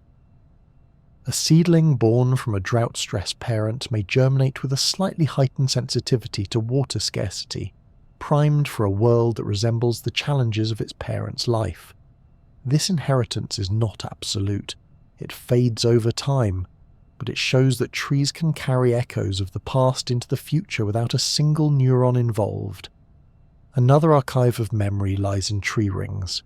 Each year, a tree lays down new wood, and the thickness, density, and chemical composition of that ring record the conditions of that season.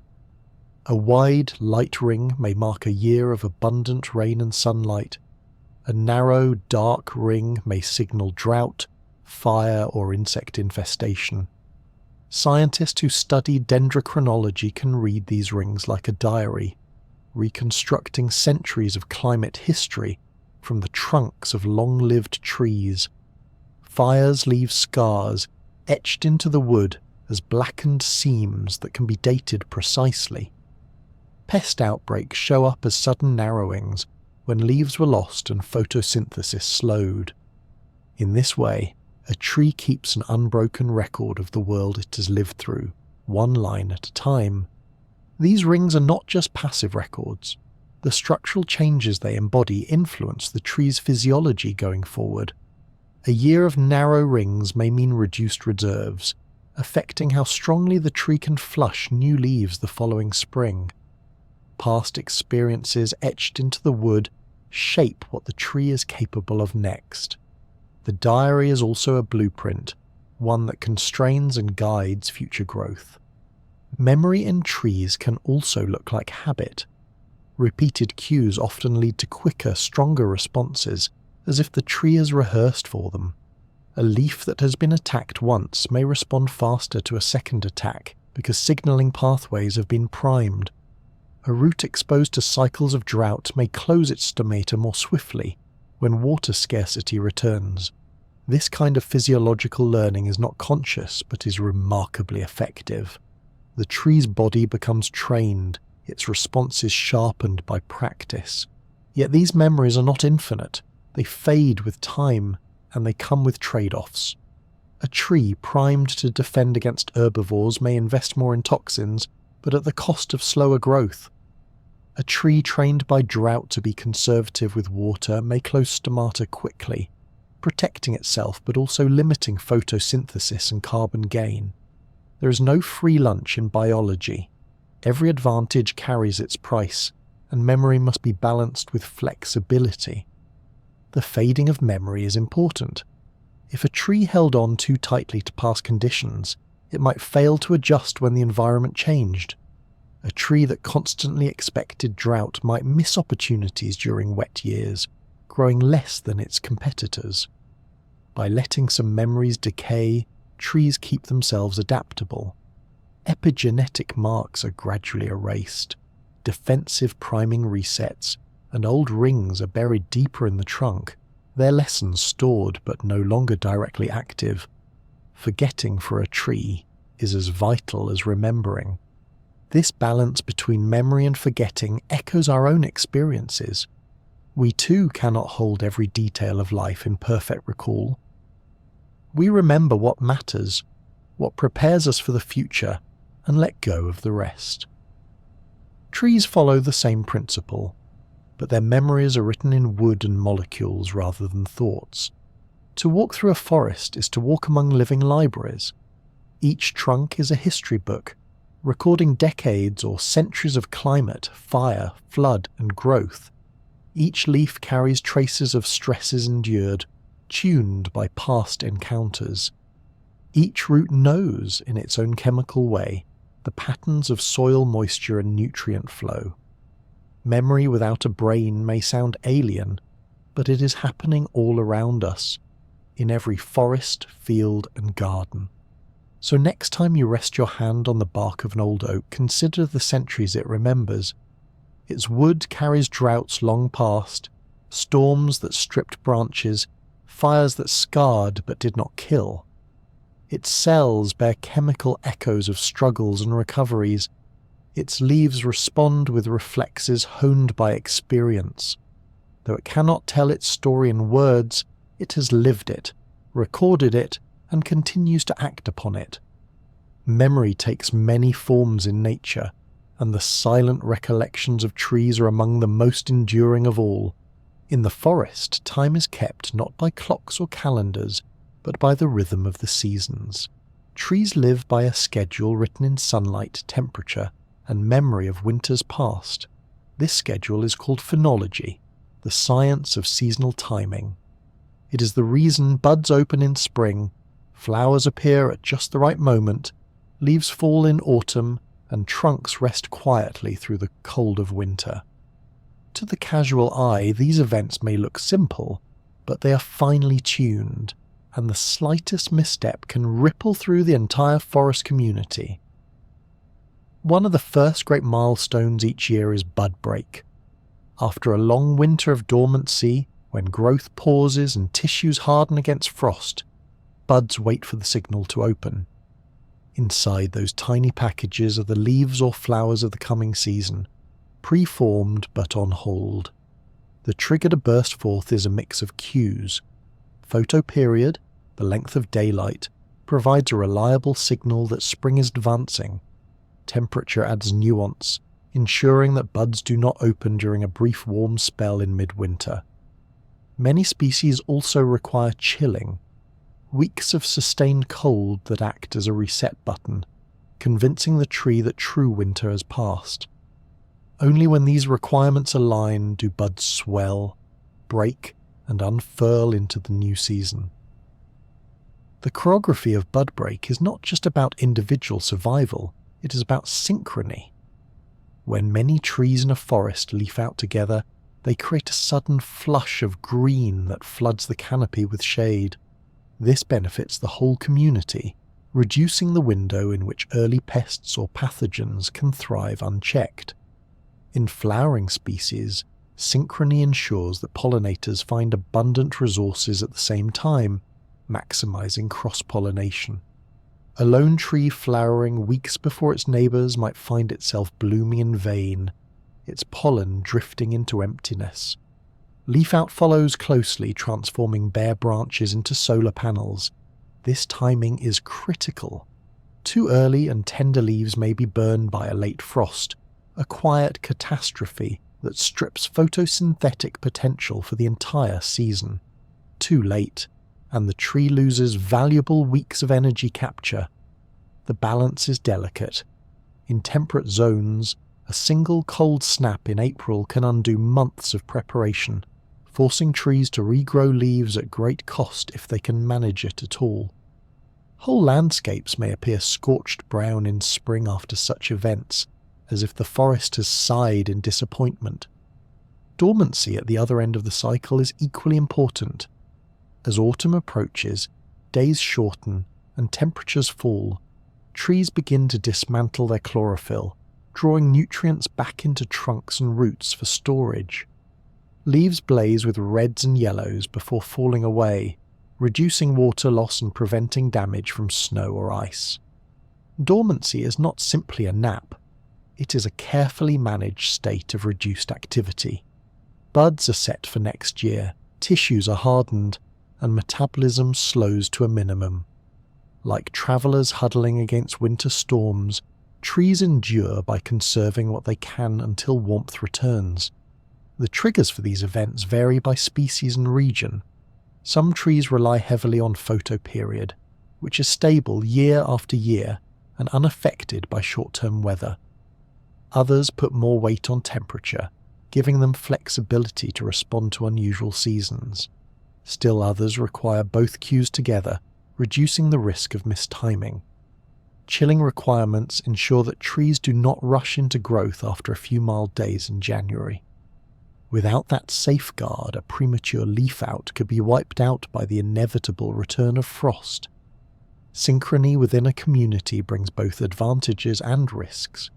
Where many trees flower at once, pollinators thrive, seeds disperse widely, and genetic mixing increases. But synchrony also means shared vulnerability. If the entire community is tricked into early growth by an unusually warm spring and then struck by frost, the losses are catastrophic. No single species is spared, and the forest suffers as a whole. In this sense, timing is both a shield and a gamble. Mistiming is becoming more common as climate patterns shift. Warmer springs tempt buds to open earlier, but frosts have not disappeared. In some regions, late freezes are now more frequent, leaving orchards and forests alike vulnerable. Pollinator cycles may drift out of alignment, with insects arriving before or after flowers are available. Migratory birds may return to find that peak leaf flush, and caterpillar abundance have already passed. These quiet mismatches ripple outward, affecting entire food webs. For a tree, a mistimed event can mean more than just lost growth.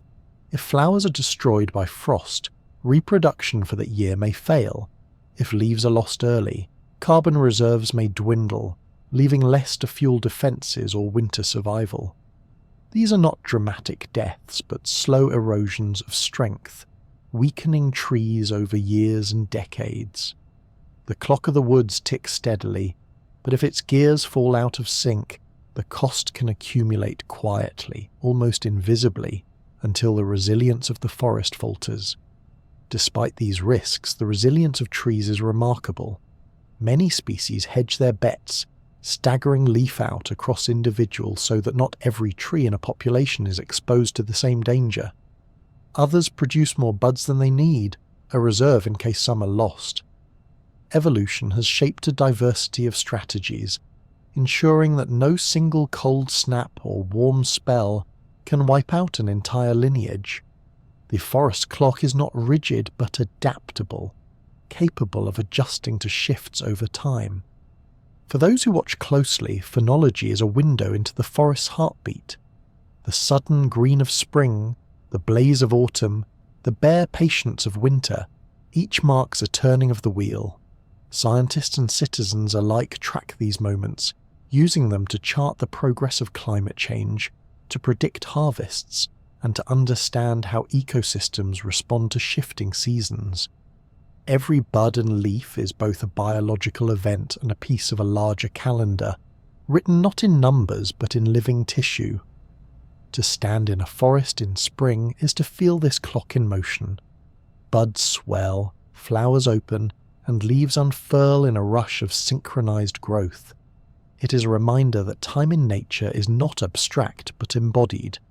Trees do not own watches, yet they know exactly when to wake, when to work, and when to rest.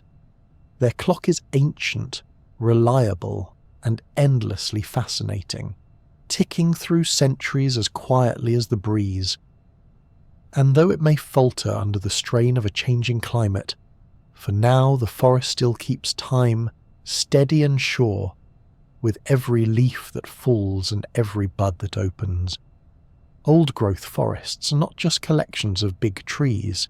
They are layered cathedrals of life, built slowly over centuries. Step inside one and you enter a vertical city, with neighbourhoods stacked from the dark soil to the sunlit crowns. Each layer has its own residents, its own rules and its own microclimates. The architecture is the result of countless years of growth, death and renewal, and it shapes how signals, resources and opportunities flow through the forest. At the bottom lies the understory, the shaded floor where little light filters through. Here, young seedlings wait patiently, often for decades, surviving on scraps of sunlight that leak between leaves above. These small trees are adapted to shade, keeping their metabolism slow and frugal. They are like renters in a dim basement apartment, waiting for the chance to move upstairs. Ferns, shrubs and saplings dominate this level, forming the quiet foundation of the forest. Above them, the mid-story holds small trees and the lower branches of taller ones. This is a transition zone, where light is still limited but more abundant than on the floor. Here, saplings can stretch upward, slowly entering the competition for space. Some may never make it, shaded too long and too thoroughly.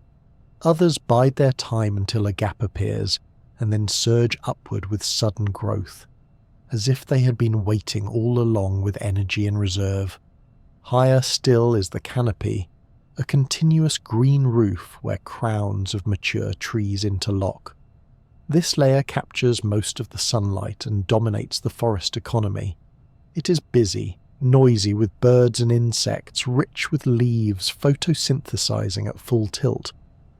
The canopy is the power plant of the forest, where sugars are minted and fed down to trunks and roots.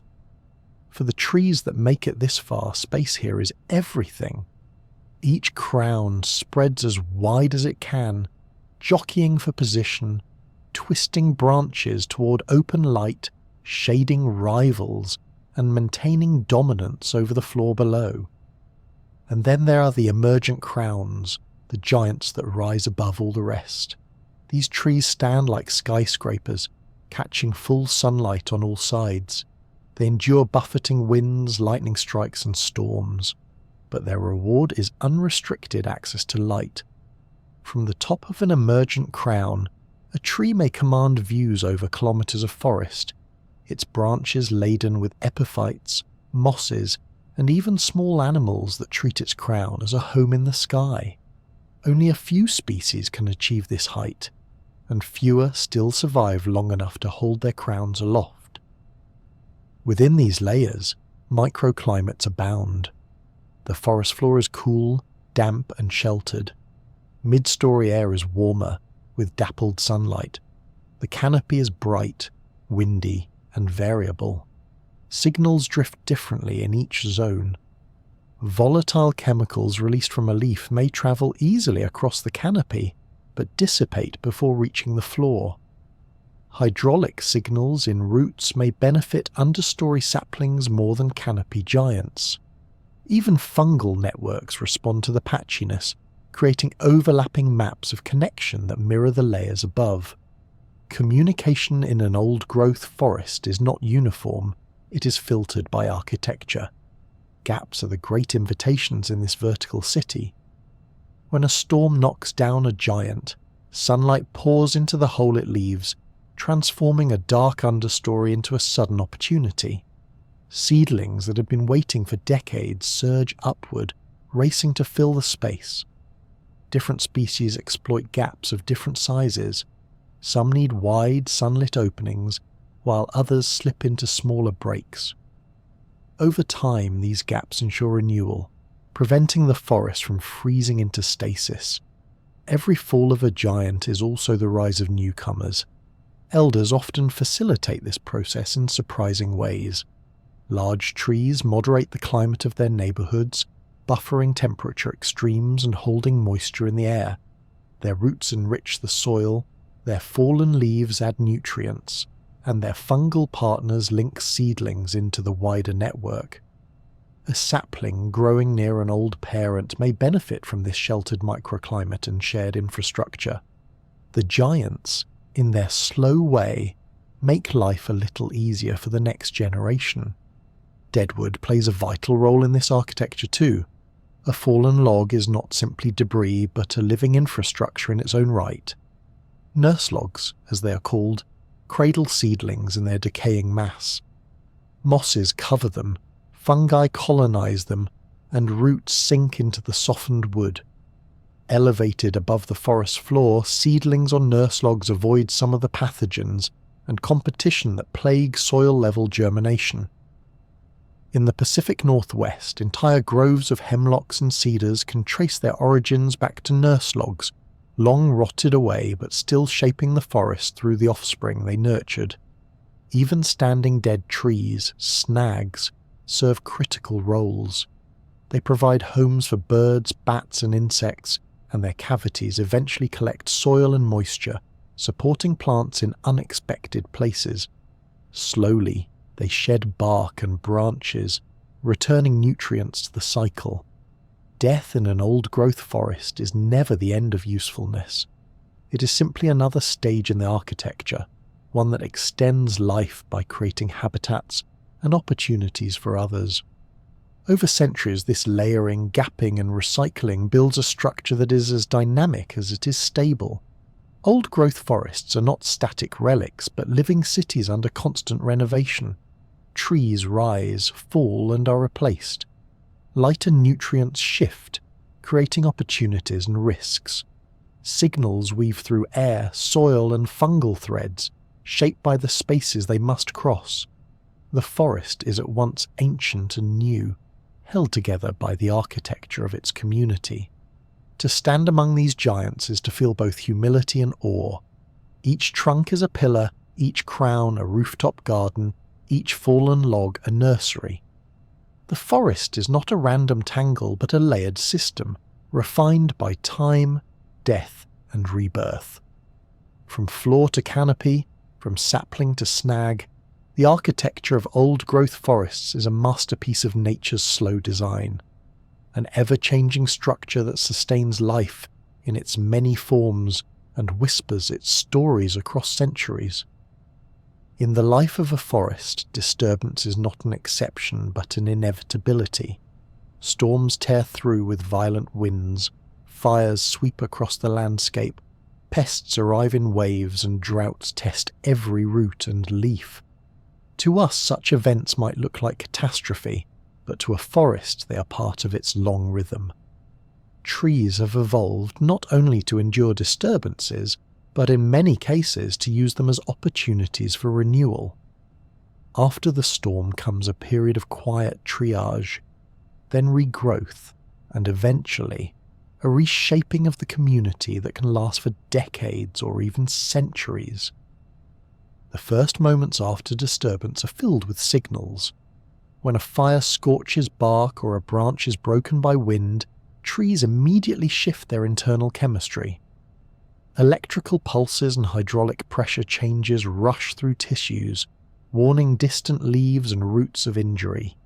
Hormones spike, stress proteins surge, and volatile compounds drift into the air.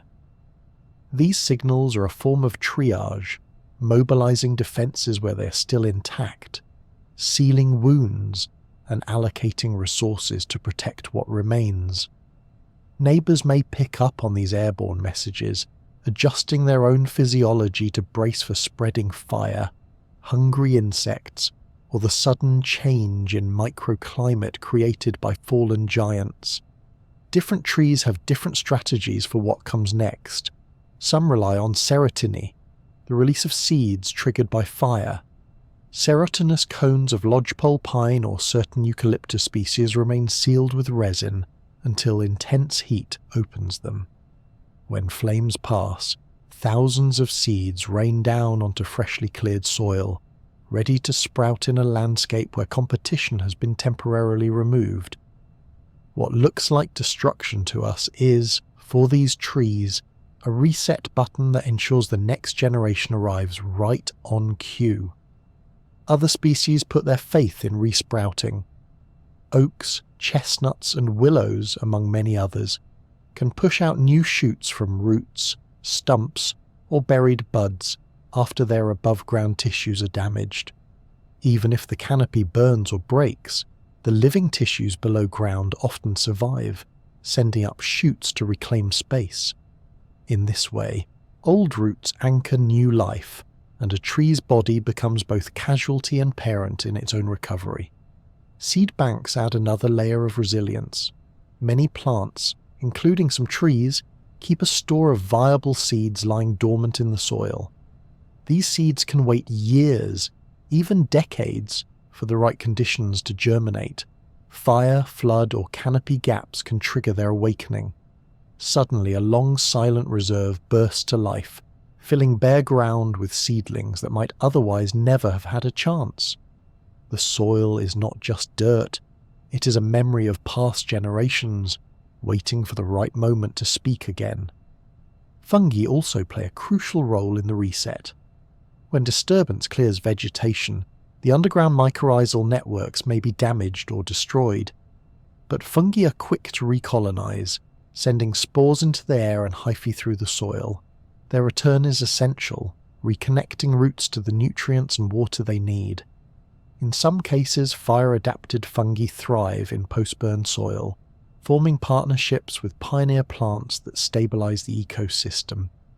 The fungal reset is invisible to us, but central to the forest's recovery, ensuring that new roots do not grow in isolation, but are stitched once again into the underground web. Recovery unfolds not in weeks or months, but in decades, through a process called succession. In the first years after disturbance, fast-growing pioneer species race to colonize open ground. These are often short-lived trees or shrubs, adapted to thrive in light-filled, nutrient-poor conditions. They stabilize soil, add organic matter, and create shade. Over time, slower-growing, longer-lived species move in, establishing beneath the pioneers and eventually overtopping them. What began as a raw clearing becomes layer by layer a new forest. This conversation between species unfolds slowly, each group preparing the stage for the next. Succession is not a straight line. It is shaped by chance events, climate, and the specific nature of the disturbance. A fire that burns hot may kill seed banks as well as adults, forcing recovery to come from distant dispersers. A windstorm that topples some but not all trees may create patchy gaps that fill differently. An insect outbreak that targets one species may open opportunities for others, permanently altering the community. Each disturbance writes a new story, and no two recoveries are quite the same. The resilience of forests lies in their ability to absorb these shocks and return to some version of themselves. A healthy forest can endure fire, pests, or storms, and still reassemble its structure over time. Its species have evolved for such trials, and its networks of roots and fungi help buffer the impacts. But resilience has limits. Sometimes disturbance tips a forest into a new state entirely, a regime shift. Repeated fires may favour grasses over trees, turning woodland into savanna. Invasive pests may wipe out keystone species, unravelling networks that held the community together. Climate change, by amplifying stress, makes such shifts more likely. To the human eye, these transformations can feel tragic, as if something ancient has been lost. Yet from nature's perspective, they are simply change. Life reorganises, finds new balances and moves forward. The challenge for us is that these shifts may no longer resemble the forests we once knew. Still, there is beauty in the resilience that remains. Walk through a burned forest a year later, and you may see carpets of seedlings, flowers blooming where ash once lay, and shoots rising from blackened stumps. 10 years later, young stands crowd the sky, vigorous and green. A century later, the forest may be indistinguishable from its predecessor, carrying scars deep in its rings, but thriving once again. Forests teach us that disturbance is not the end of the story, but part of it. Storms, fires, and pests are not just destroyers, they are sculptors, reshaping ecosystems, clearing space, and renewing life. The signals trees send in those first desperate moments are not cries of defeat, but the opening lines of recovery. In their ability to resprout, reseed, and reset, forests remind us of nature's patience. Survival is not about avoiding disaster, but about learning how to live after it. Not all trees live in the comfort of temperate woodlands with steady rains and gentle seasons. Some grow on the margins of possibility, in places where survival seems improbable. Mangroves cling to salty coasts. Desert trees endure long months of thirst, and boreal forests withstand winters so cold that water itself becomes unavailable. Yet in each case, trees have evolved ingenious ways to read their environments and respond to messages written in tide, drought, or frost. Their lives are proof that even at the edges of habitability, persistence is possible. Mangroves are perhaps the most iconic edge dwellers. They root themselves in tidal zones where saltwater floods twice a day, a setting that would kill most plants. Salt is a double-edged sword, necessary in small amounts but lethal in excess. Mangroves have developed several strategies to manage it. Some excrete salt through glands in their leaves, leaving behind tiny crystals that sparkle in the sun. Others filter salt at the root level, allowing only fresh water into their tissues. In extreme cases, they simply compartmentalize salt into sacrificial leaves that eventually drop away, carrying the excess with them. These tricks allow mangroves to thrive where few other trees dare. Breathing in waterlogged soil presents another problem. Oxygen cannot diffuse easily through saturated mud, so mangroves push up pneumatophores, strange snorkel-like roots that poke above the surface. These structures absorb oxygen directly from the air, feeding it down to the buried tissues. Walk through a mangrove swamp, and you see a spiky forest below the forest, hundreds of root spires breaking the surface like candles on a dark cake. Together with their stilt-like support roots, these adaptations anchor the trees against tides and storms while keeping them supplied with breath. Timing is everything in a tidal world. Mangroves must match their growth to rhythms of inundation and exposure. Seeds often germinate while still attached to the parent tree, growing into elongated propagules that drop into the water and float until they lodge in a suitable spot. This strategy ensures that seedlings already have a head start, their roots and shoots ready to deploy the moment they land. It is a bold gamble in a harsh environment, but it works. Mangroves form dense, resilient stands that shelter coastlines and nurture marine life. From the water's edge we move to the desert, where the challenge is not salt but scarcity. Rain falls rarely and unpredictably, and when it comes it may vanish within hours. Trees that survive here are masters of timing. Some, like acacias, have roots that plunge astonishing depths into the soil, tapping aquifers unreachable to other plants. Others spread shallow, wide root systems to capture every drop of sudden rainfall before it evaporates. Both strategies hinge on detecting water pulses and responding quickly. Desert growth is cautious, calibrated to conserve rather than expend. Leaves may be tiny, waxy, or even absent, replaced by green stems that photosynthesize with less surface area exposed. Stomata open only briefly, often at night to minimize water loss. Some desert trees enter dormancy during dry years, pausing growth almost completely until conditions improve. It is as if they can read the message written in the sky, clouds forming, humidity rising, and choose their moment to act. Even reproduction is tuned to scarcity. Seeds often lie dormant for years, waiting for the rare rainfall that ensures a chance of establishment. When that moment comes, germination is explosive, carpeting the desert floor with new life. Yet many of these seedlings will perish if the rains do not last, leaving only a lucky few to continue. Survival here is not guaranteed, but for those that succeed, the reward is space and freedom from dense competition. Now imagine the opposite extreme, the boreal forest stretching across northern latitudes where winters are long and punishing. Here the challenge is not lack of water, but too much of it in the wrong form. For months, soils are locked in ice, and liquid water is unavailable even though snow blankets the ground. Trees endure by slowing metabolism to a crawl, conserving resources until thaw returns. The hydraulics of freeze and thaw create their own stresses. Water inside xylem can freeze, and when it thaws, bubbles may form, embolisms that block flow. Boreal trees counter this with narrow xylem vessels that reduce the risk of cavitation, sacrificing rapid water transport for safety. In spring, as the thaw comes, these vessels are tested. Some burst, forcing the tree to grow new ones quickly.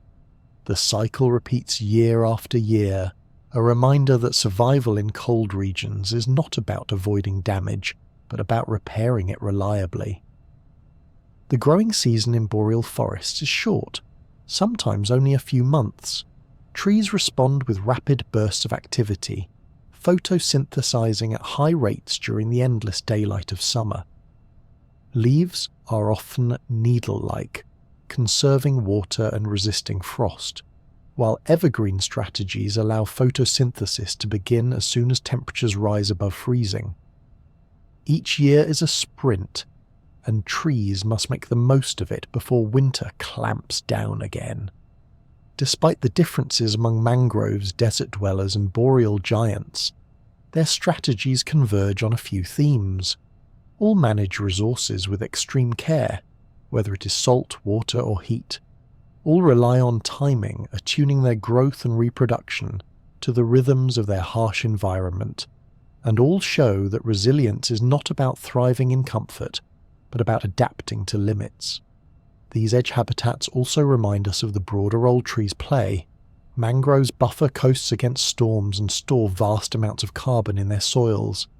desert trees anchor fragile ecosystems, preventing erosion and offering shade and shelter.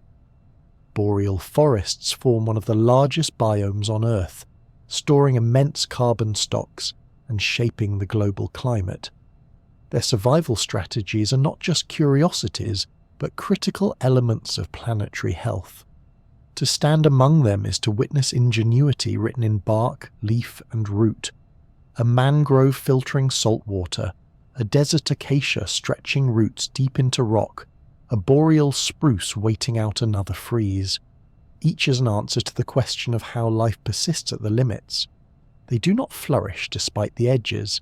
They flourish because of them, turning hardship into opportunity and writing resilience into the very fabric of the forest.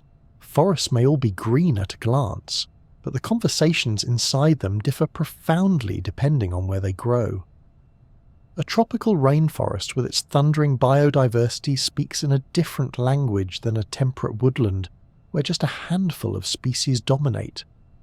Both are intricate systems of exchange, signaling and survival, but their rhythms, complexity and strategies vary like two dialects of the same ancient tongue.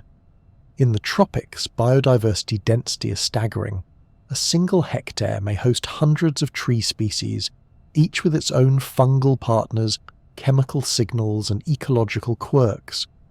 The networks here are like vast cities with countless voices, overlapping and sometimes interfering with one another. Partner specificity can be high. Certain trees may rely on very particular fungi, pollinators or dispersers, creating specialized alliances. At the same time, the density of species means that every tree is surrounded by neighbors who are mostly strangers, not relatives. This shifts the dynamics of competition, cooperation, and communication. In such crowded conditions, signals are not always private. They spill into a cacophony of chemical noise. Contrast this with a temperate forest, where species richness is lower. A European beech woodland, for example, may be dominated by just a few tree species spread across wide expanses.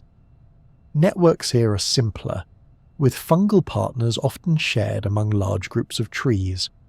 Neighborhoods are more stable, and kinship may play a stronger role, because relatives are more likely to grow near one another. The forest conversation is quieter, more focused, less muddled by the sheer density of competing signals. Nutrient cycling adds another layer of contrast. In the tropics, warmth and moisture fuel rapid decay. Leaves, branches, and even large logs break down in months or years, returning nutrients swiftly to the soil. This means resources are constantly being recycled, and trees must stay tightly plugged into the cycle or risk being left behind. It also means roots and fungi are in perpetual motion, racing to capture nutrients the moment they are released. Communication here is often about speed. When to grow, when to fruit, when to flush new leaves, all dictated by the rapid tempo of resource turnover. Temperate soils tell a different story. Cooler conditions slow decay, allowing organic matter to accumulate. Nutrients may be tied up in leaf litter for years before they are released. The result is a slower, steadier pace of cycling, with trees relying heavily on fungi to unlock nutrients bound in the soil. The conversation here is not about racing, but about patience. How to endure through lean months, how to coordinate leaf out with the gradual release of resources, and how to hold on to reserves for the long winter. Signal noise is one of the most intriguing challenges in tropical forests. With hundreds of species releasing volatile compounds into the air, it becomes difficult to stand out. A tree warning its neighbors of insect attack may inadvertently trigger responses in unrelated species. Some plants may even eavesdrop deliberately, gaining an advantage by listening to signals not intended for them. The sheer density of overlapping scents, hormones, and cues creates a chemical chatterbox of the canopy, where meaning is never entirely private. In temperate forests, Where fewer species dominate, signals are more likely to be relevant to close kin or long-term partners. A beech tree warning of herbivory may be signalling to other beeches nearby, making the communication more direct and effective. The air may carry fewer competing messages, allowing signals to travel farther with less distortion. In this quieter environment, the forest's chemical telegraph is easier to read. Case studies highlight these differences vividly. In tropical ecosystems, fig trees are a keystone species, sustaining countless animals with their nearly year-round fruiting. Their alliances with specialized wasp pollinators are finely tuned, each fig species tied to one or a few wasp species in a partnership that has lasted for tens of millions of years. The chemical cues that figs release to attract their pollinators are precise, drawing in the right wasps even amidst a rainforest thick with competing scents. The reliability of these alliances stabilizes the broader community, anchoring the chaos of diversity with a few dependable bonds.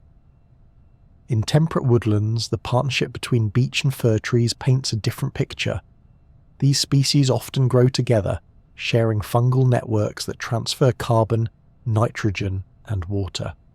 Studies have shown that when one species is stressed, the other can help compensate, lending resources through their shared fungal partners. The relationship is not one of absolute altruism. Flows depend on context and availability, but it reflects a level of neighborly connection made easier in a community with fewer voices. Instead of hundreds of species scrambling to form fleeting partnerships, these trees rely on steady, long-lived associations that endure through generations. The architecture of the two forest types reinforces these contrasts. In tropical forests, towering emergent trees rise above a dense, multi-layered canopy, creating microclimates stacked like stories of a skyscraper. Signals, seeds, and nutrients must traverse vast vertical distances, adding complexity to every exchange. In temperate forests, canopies are often simpler, with fewer vertical layers and clearer lines of communication from root to crown. The flow of information and resources feels less like navigating a bustling metropolis, and more like living in a quiet town where most neighbours are familiar. Yet despite these differences, common themes emerge. Both tropical and temperate forests depend on fungal partnerships to mediate exchanges. Both rely on seasonal or cyclical cues to synchronize flowering, fruiting, or leaf flush. Both balance competition with cooperation, sometimes shading out neighbours, other times supporting seedlings through shared networks. The language differs, the pace varies, but the grammar of survival remains the same. Standing in a tropical forest surrounded by a chorus of bird calls, insect buzz, and the constant drip of water, one feels the energy of a fast-paced, crowded conversation. Signals are everywhere, fleeting, complex, and often noisy. In a temperate forest with its hushed canopy and slower rhythms, the conversation feels deliberate, patient, and steady. Both are beautiful, both essential, and both show how trees have adapted their communication to the environments they inhabit.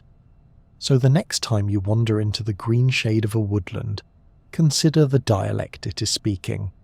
Is it the rapid-fire chatter of the tropics, where every moment is a race? Or is it the measured conversation of the temperate world, where patience is the virtue that ensures survival? Forests may be silent to our ears, but their languages are rich, and they differ as widely as the climates that shape them. Life for a city tree is very different from life in a forest. Instead of a sprawling root system reaching into rich soil, there may be a cramped pit of compacted dirt surrounded by asphalt. Instead of the cool, buffered climate of a woodland, there is the relentless heat of pavements and walls. Instead of fungal partners in abundance, there may be little more than sterile soil, choked with pollutants and salt from winter roads.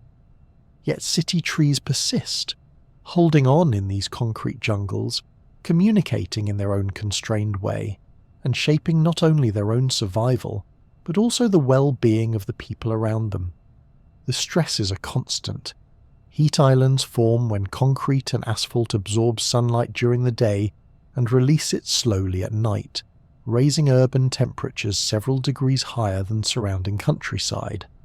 For a tree, this means more evaporation, higher demand for water, and greater risk of hydraulic failure. Compaction is another enemy, as the constant weight of vehicles and foot traffic squeezes the soil until roots cannot breathe or spread. Add to this the burden of pollution, nitrogen, oxides from cars, particulate matter from industry, and salt from winter road treatment, and the city becomes an environment as harsh as any desert or tidal swamp. Even pruning, though necessary for safety around power lines and buildings, is another wound to heal, another interruption in the natural architecture of growth. Fungal partnerships are far scarcer here than in forests. Mycorrhizae struggle in disturbed, compacted and chemically altered soils. Without them, city trees lose vital allies in nutrient and water acquisition. Some species can survive on their own, but most grow weaker without the hidden threads that would normally stitch them into a supportive network. Each tree becomes more of an island, cut off from the community connections that sustain forests. Roots, too, face peculiar dramas in the city. Confined to narrow pits or containers, they circle endlessly, sometimes strangling themselves. They are hemmed in by pipes, foundations and sidewalks, with little room to explore. When rainfall comes, much of it is whisked away into drains before roots can capture it. In this fragmented underground, communication through shared fungi or overlapping root systems is greatly diminished. The tree must rely more heavily on its own internal stores, turning inward rather than outward. To endure, city trees deploy strategies that prioritize survival over expansion. Hydraulic buffering becomes essential. Trees regulate their stomata carefully, closing early to conserve water even at the cost of photosynthesis. Their hydraulic system acts like a cautious accountant, never risking too much loss at once. Carbohydrate storage is another key tactic. During favourable periods, sugars are stockpiled in roots and trunks, building reserves that can be drawn upon during heat waves, droughts, or heavy pruning. These reserves are the safety net of urban life, compensating for the unpredictability of resources. Species selection also matters. Not all trees are equally suited to city life. Hardy species such as plane trees, lindens, or ginkgos have become staples of urban planting because they can tolerate pollution, restricted rooting space, and regular pruning. Their communication is less about fungal networks and more about resilience built into their physiology. They're chosen not because they mimic the intricate social webs of forest trees, but because they can endure isolation. Yet despite their struggles, city trees also participate in a remarkable human feedback loop. Their signals reach us in ways that go beyond chemistry. Shade cools streets and reduces heat stress for people. The transpiration of leaves adds humidity, lowering temperatures and even reducing energy use in buildings. Greenery filters air, intercepts dust and muffles sound. Perhaps most importantly, trees provide psychological calm. Studies consistently show that time spent near trees reduces stress, improves mood, and even correlates with lower rates of illness. A tree shading a busy street is not only fighting its own battles, but quietly improving the health of everyone who passes beneath it. This loop goes both ways. People care for city trees, watering them in heat waves, mulching their bases, and protecting them with ordinances or community planting programs. Cities that invest in tree care reap returns in cooler neighbourhoods, healthier citizens, and more attractive spaces. Neglect, by contrast, leads to decline. Trees struggling in bare pits, bark damaged by vehicles, roots starved of oxygen. Our actions feed back into the survival of the urban forest, just as the trees feed back into our well-being. City trees may not communicate through vast fungal networks or towering canopies, but their presence is still a form of dialogue. They speak to us through shade and scent, through the hush of leaves in traffic noise, through the relief of stepping under a green canopy on a hot day.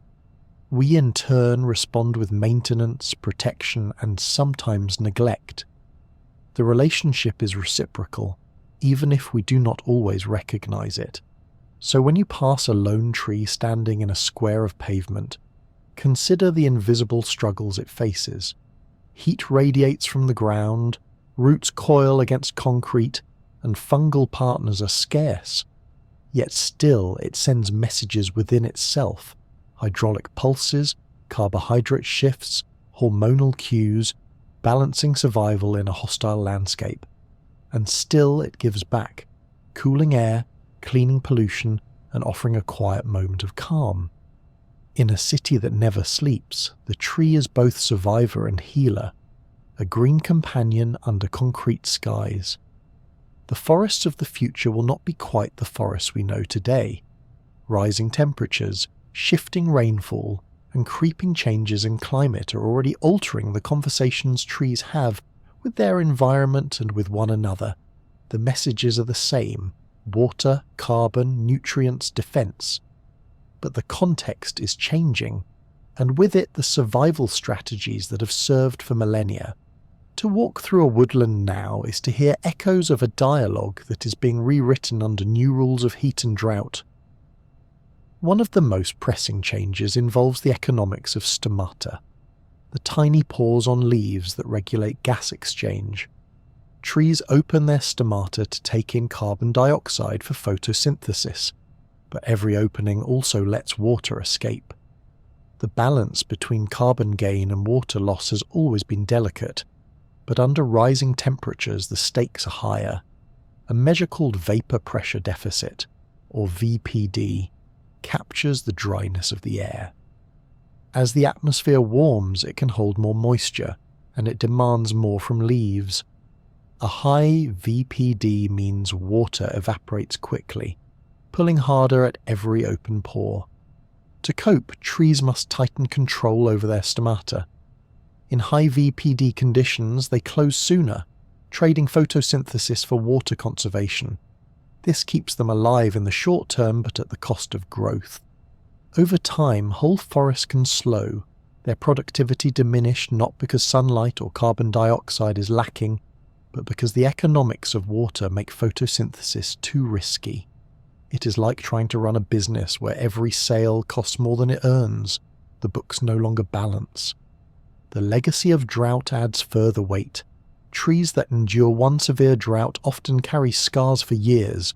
Root systems may be damaged, hydraulic pathways embolized, carbohydrate reserves depleted. Even after rains return, recovery can be slow. Growth may remain stunted, defenses weakened, and reproductive output reduced. This drought memory is not the helpful priming kind that sharpens future responses, but a physiological debt that takes years to repay. In some cases, repeated droughts arrive before recovery is complete, pushing trees into decline. Whole forests show these legacies. After severe droughts, dieback can ripple across landscapes, with weakened trees succumbing to pests or failing to regenerate. The structure of the community shifts as some species prove more resilient than others. Oaks may endure where pines falter, or deep-rooted species may thrive while shallow-rooted neighbours dwindle. Over decades, these differences accumulate, reshaping the composition of woodlands. Climate change also forces trees to move, or rather to try. As average temperatures climb, suitable habitats shift northward or upslope. Seeds carried by wind, water, or animals may colonize new areas, while former strongholds become too hot or dry. Rain shifts are not new in evolutionary history, but the pace now is unprecedented. Some species can track the changes, especially those with light, far-travelling seeds. Others, with heavy seeds or specific dispersal partners, may struggle to keep up. As ranges shift, forests are forming new combinations. Trees that have never shared space before now find themselves neighbours. Their fungal partners, insect pests and pollinators, may or may not follow, leading to rewiring of networks underground and in the canopy. Some pairings may be mutually beneficial, creating unexpected resilience. Others may be fraught, with pathogens jumping into naive hosts or competition intensifying where resources are scarce. Forests of the future may look familiar in silhouette but be novel in composition, a blend of old species in new arrangements. Faced with this, humans are experimenting with assisted migration, the deliberate moving of tree species to regions where they are predicted to thrive under future climates. It is a bold step, carrying both promise and risk. Planting drought-tolerant trees in areas likely to dry may preserve forest cover and ecosystem services, but it also risks unforeseen consequences, invasive behaviour, disruption of local species, or mismatched partnerships with fungi and pollinators. Assisted migration is a reminder that we are now participants in the conversation, not just observers. Our choices shape which voices remain in the chorus. Amid these challenges, there is room for cautious optimism. Trees are resilient organisms, veterans of ice ages, drought cycles, and volcanic winters. Their strategies are diverse, from deep roots to chemical defences to long-lived seeds. Forests have rebounded from disturbances before, and many will again. Human stewardship, guided by science, can bolster this resilience, protecting old growth reserves, restoring degraded lands, connecting fragmented habitats, and planting with an eye to future climates rather than past ones. The forest conversations of tomorrow will not be the same as those of yesterday. They will be tuned to higher VPDs, scarred by drought legacies, reshaped by shifting ranges, and rewired by new partnerships. But they will still be conversations, exchanges of signals, nutrients, and life. If we listen carefully, we may find that even as the dialect changes, the essence remains: survival through connection, adaptation through diversity, and the quiet persistence of trees in a changing world. For us, the message is clear. Forests are not passive backdrops to human life, but active participants in Earth's future. Their health is intertwined with ours, their resilience a buffer for our own climate challenges. To care for them is not just to preserve beauty, but to ensure stability, shade, and breath for generations to come. And perhaps, if we act wisely, the forests of the future will continue to whisper their ancient lessons, adapt, endure, and grow, even in the face of new and rising heat. To say that trees talk is one thing, but how do we know? After all, their messages are silent, chemical, and often hidden deep underground or inside tissues. The answers have come from decades of scientific detective work, using tools that can measure flows too small to see, signals too faint to smell, and networks too fine to untangle with the naked eye. To listen to trees, scientists have had to become translators, inventing ways to capture whispers carried in water, sap, and scent. One of the most straightforward ways to eavesdrop is to measure sap flow. Special sensors can be inserted into a trunk, tracking how fast water is moving upward through the xylem. These sap flow sensors often use tiny heaters and thermocouples. By applying a pulse of heat and watching how quickly it moves, researchers can calculate the velocity of water inside the tree. With this, they can tell when a tree is drinking deeply, when it is conserving, and how its daily rhythms of thirst rise and fall with sunlight and temperature. A graph of sap flow is like a pulse chart, a heartbeat of the tree's water economy. Dendrometers offer another perspective. These instruments measure the swelling and shrinking of a tree trunk with exquisite precision, sometimes down to microns. As water status changes, trunks subtly expand or contract, revealing when a tree is hydrated or under stress. Over weeks and months, dendrometers also record growth, capturing the addition of wood with each season. From the outside, a trunk looks solid and still, but with dendrometers it becomes a living gauge of hydration, stress, and progress. Electrical activity is another hidden signal. Just as nerves carry impulses in animals, trees generate action potential like spikes and slower waves in response to damage, heat, or drought. Tiny electrodes attached to bark can detect these faint pulses, charting the movement of signals through stems and leaves. Electrophysiology in plants is not as obvious as a human brain scan, but it allows researchers to follow the faint crackle of messages moving through tissues, illuminating how one part of a tree notifies another of stress. Listening above ground is only half the story. To catch chemical messages released into the air, scientists use VOC traps. These devices capture volatile organic compounds drifting from leaves, such as green leaf volatiles, jasminettes, or terpenes. The trapped chemicals are then analysed with mass spectrometry, which separates and identifies molecules with astonishing precision. With this, researchers can map exactly what bouquet of scents a tree emits when it is attacked by insects or stressed by drought. The air around a tree becomes legible, full of coded signals invisible to human senses. Isotopic tracers provide another way to follow flows.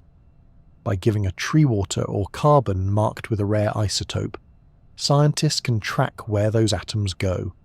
Labelled carbon dioxide fed to one leaf may later appear in the roots of a neighbour, showing that carbon has moved through a fungal network. Heavy water molecules introduced to the soil can reveal how far and how fast they travel up the xylem.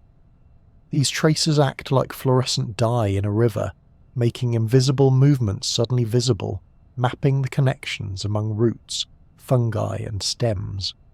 Below ground, mycorrhizal partnerships demand their own set of tools.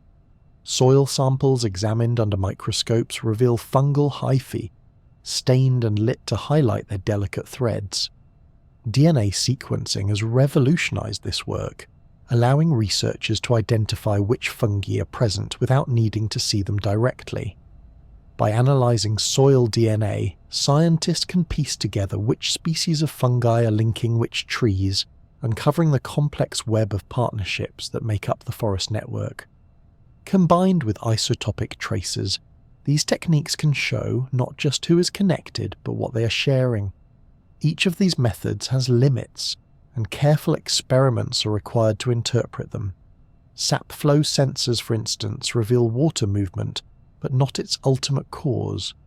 A decline in flow might mean drought stress, root damage, or even pruning of leaves.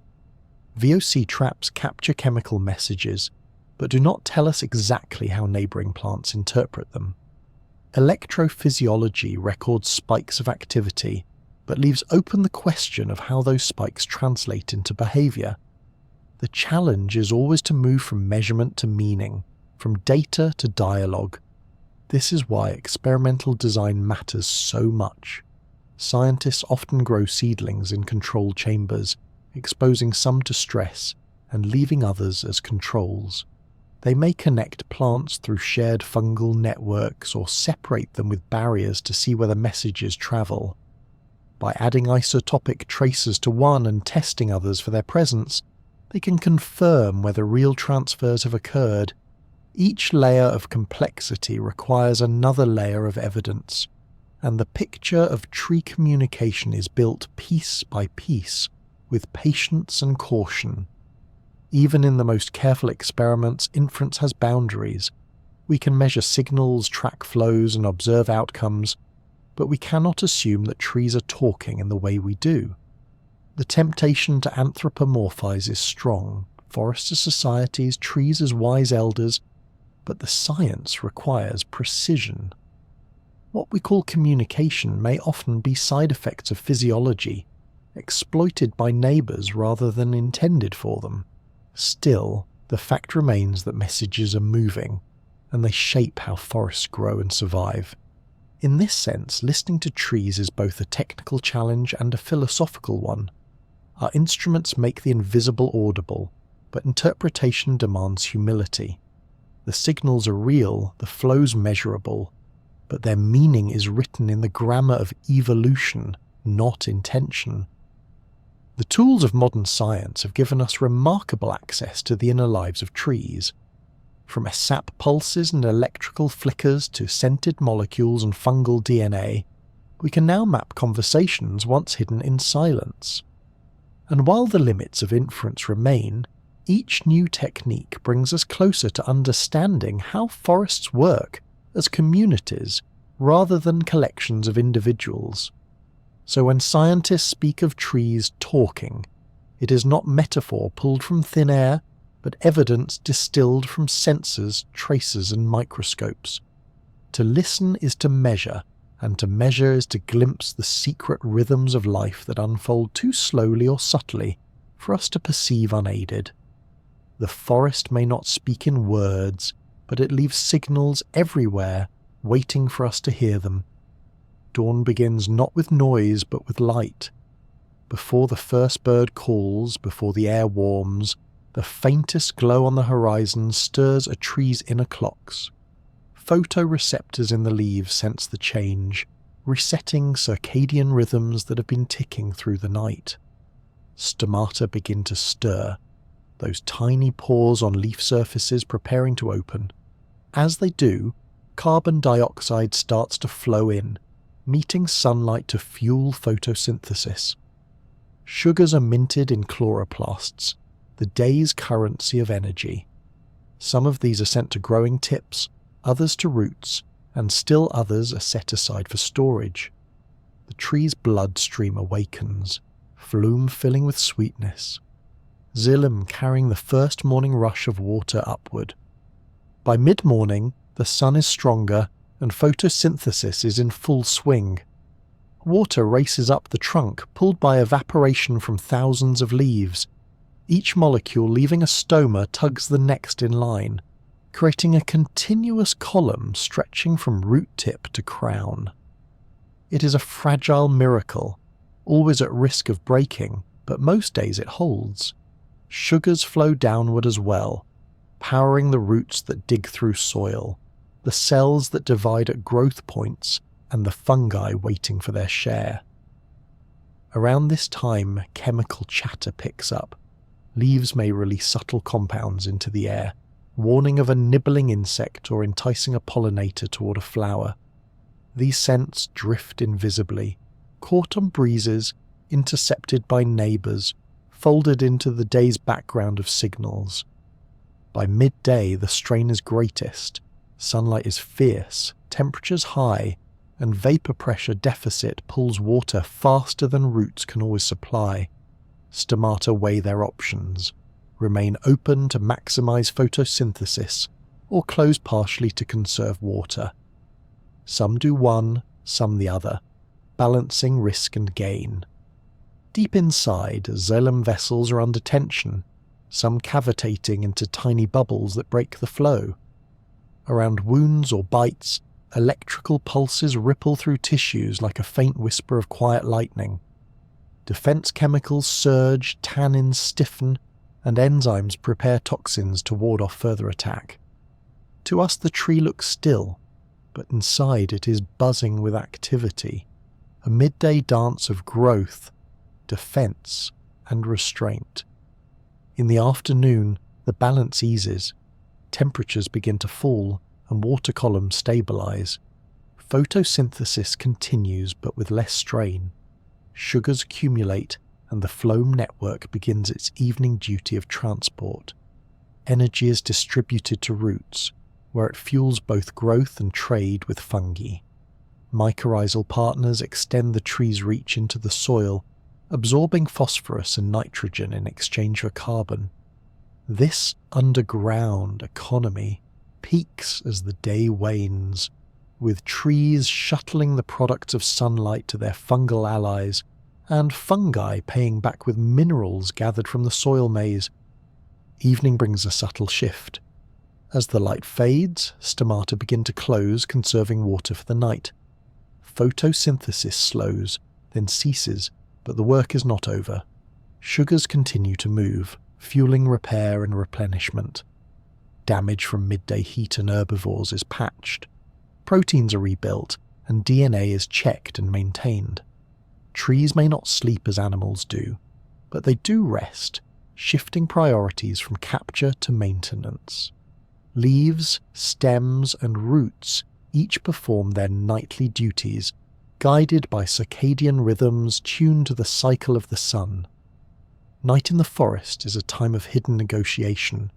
With stomata closed, respiration dominates, releasing carbon dioxide back into the air. Roots exhale, soil microbes stir, and the forest breathes in a different rhythm. Underground, fungal trade continues. Carbon flows outward into hyphae, exchanged for minerals and water. In return, messages travel back, traces of stress in the soil, hints of neighbours, signals that prime defences for the day ahead. The night is quieter, but it is not still.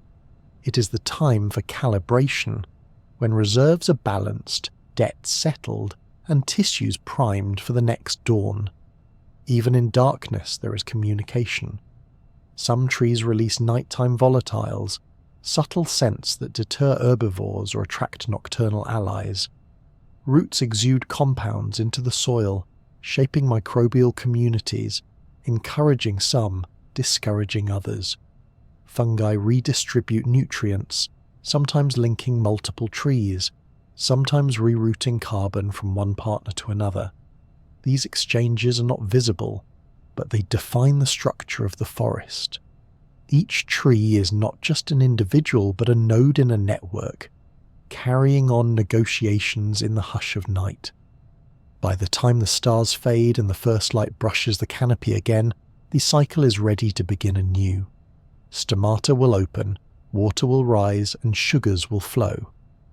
The tree's day is not a single act, but a rhythm, repeated thousands of times across a lifespan that may span centuries. Each cycle is familiar, yet each carries its own variations. Heat waves, storms, insect outbreaks, droughts, and the gentle days in between. The quiet story of a tree is told not in dramatic gestures, but in steady routines, endlessly repeated, endlessly adjusted. To us, a tree's life seems slow, almost immobile, yet within each day is a symphony of signals, decisions, and exchanges. Dawn brings the promise of sunlight, midday tests endurance, evening distributes rewards, and night consolidates the gains. Together, these cycles weave the life of the forest, integrating light, water, air, and soil into a seamless flow. It is a rhythm so steady we overlook it, but once noticed, it reveals the tree not as silent but as deeply alive, conversing with its world in the language of cycles. A forest to the human ear is quiet. You may hear birdsong, the rustle of leaves, the creak of trunks in the wind, but the trees themselves seem mute. And yet, as we have followed their signals through sap and scent, through fungal threads and chemical marks, a different picture emerges. The stillness is only on the surface.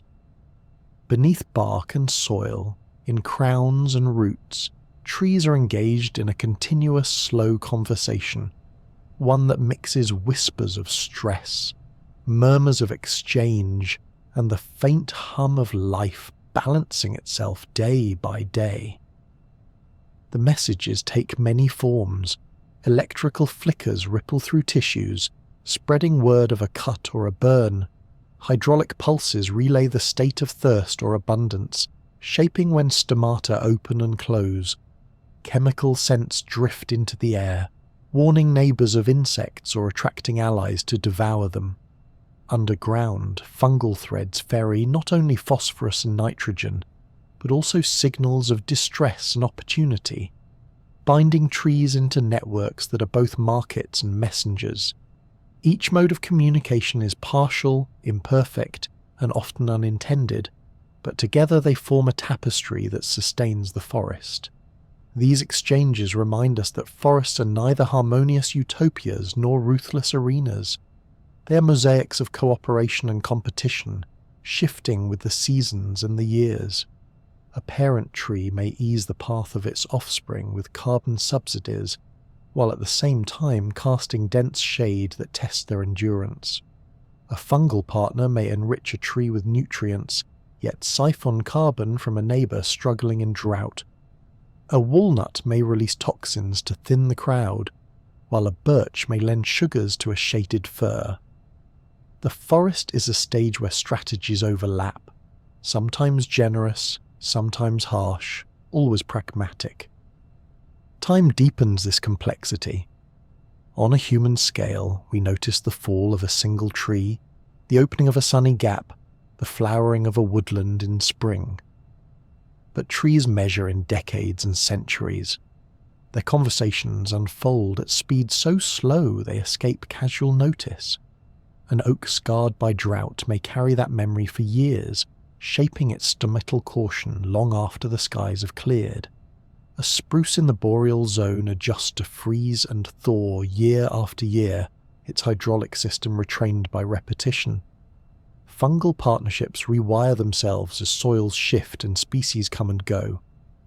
What we see as static is, in fact, a dialogue in deep time. This slowness does not mean silence. It means that the hum of life in a forest is tuned to a tempo different from ours. The intervals are measured in seasons rather than minutes, in centuries rather than years.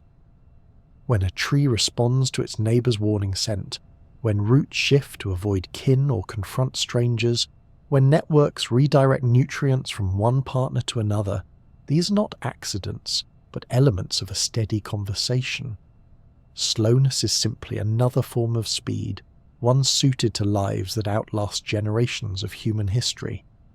There is also humility in recognizing the limits of what we can know. Our instruments capture sap flow, trace isotopes, detect faint electrical spikes, and sequence fungal DNA. These tools let us glimpse the hidden dialogues of trees, but interpretation is always careful work. We must resist the temptation to project our own forms of language or intention onto forests. The messages are not words or thoughts, but physiological signals honed by evolution. They are communication in the broadest sense, information passed, received and acted upon, regardless of intent. That in itself is extraordinary. The lesson for us then is twofold. First, forests are not inert backdrops but living communities. Their resilience depends on connections as much as on individuals. Each fallen trunk, each fungal thread, each chemical puff of scent is part of a system that persists because of its interwoven nature. Second, we are part of these systems, whether we acknowledge it or not. Our actions alter the rhythms, sometimes snapping networks, sometimes fostering recovery. To recognize the quiet talk of trees is to understand that silence is never emptiness. It is full of life working at a slower beat. As we gather the threads of these forest conversations, a final image lingers. Night has fallen, and the wind drifts softly through the crowns. Stomata are closed, photosynthesis has ceased, but the work continues. Sugars are moving, roots are exhaling, fungi are redistributing nutrients, and faint chemical traces seep into the soil. The forest is at rest but never idle. It hums beneath our feet, a network breathing, remembering, and preparing for the dawn. Slowness is not silence. A forest may appear still, but life inside it is in constant motion, exchanging signals, negotiating survival, and building connections that stretch across generations. To listen to trees is not to expect voices, but to tune our senses to the subtler scales of life. And when we do, we find that the world around us is speaking all the time, in pulses, in scents, in threads, reminding us that communication is as old as life itself, and as enduring as the night wind moving gently through the crowns.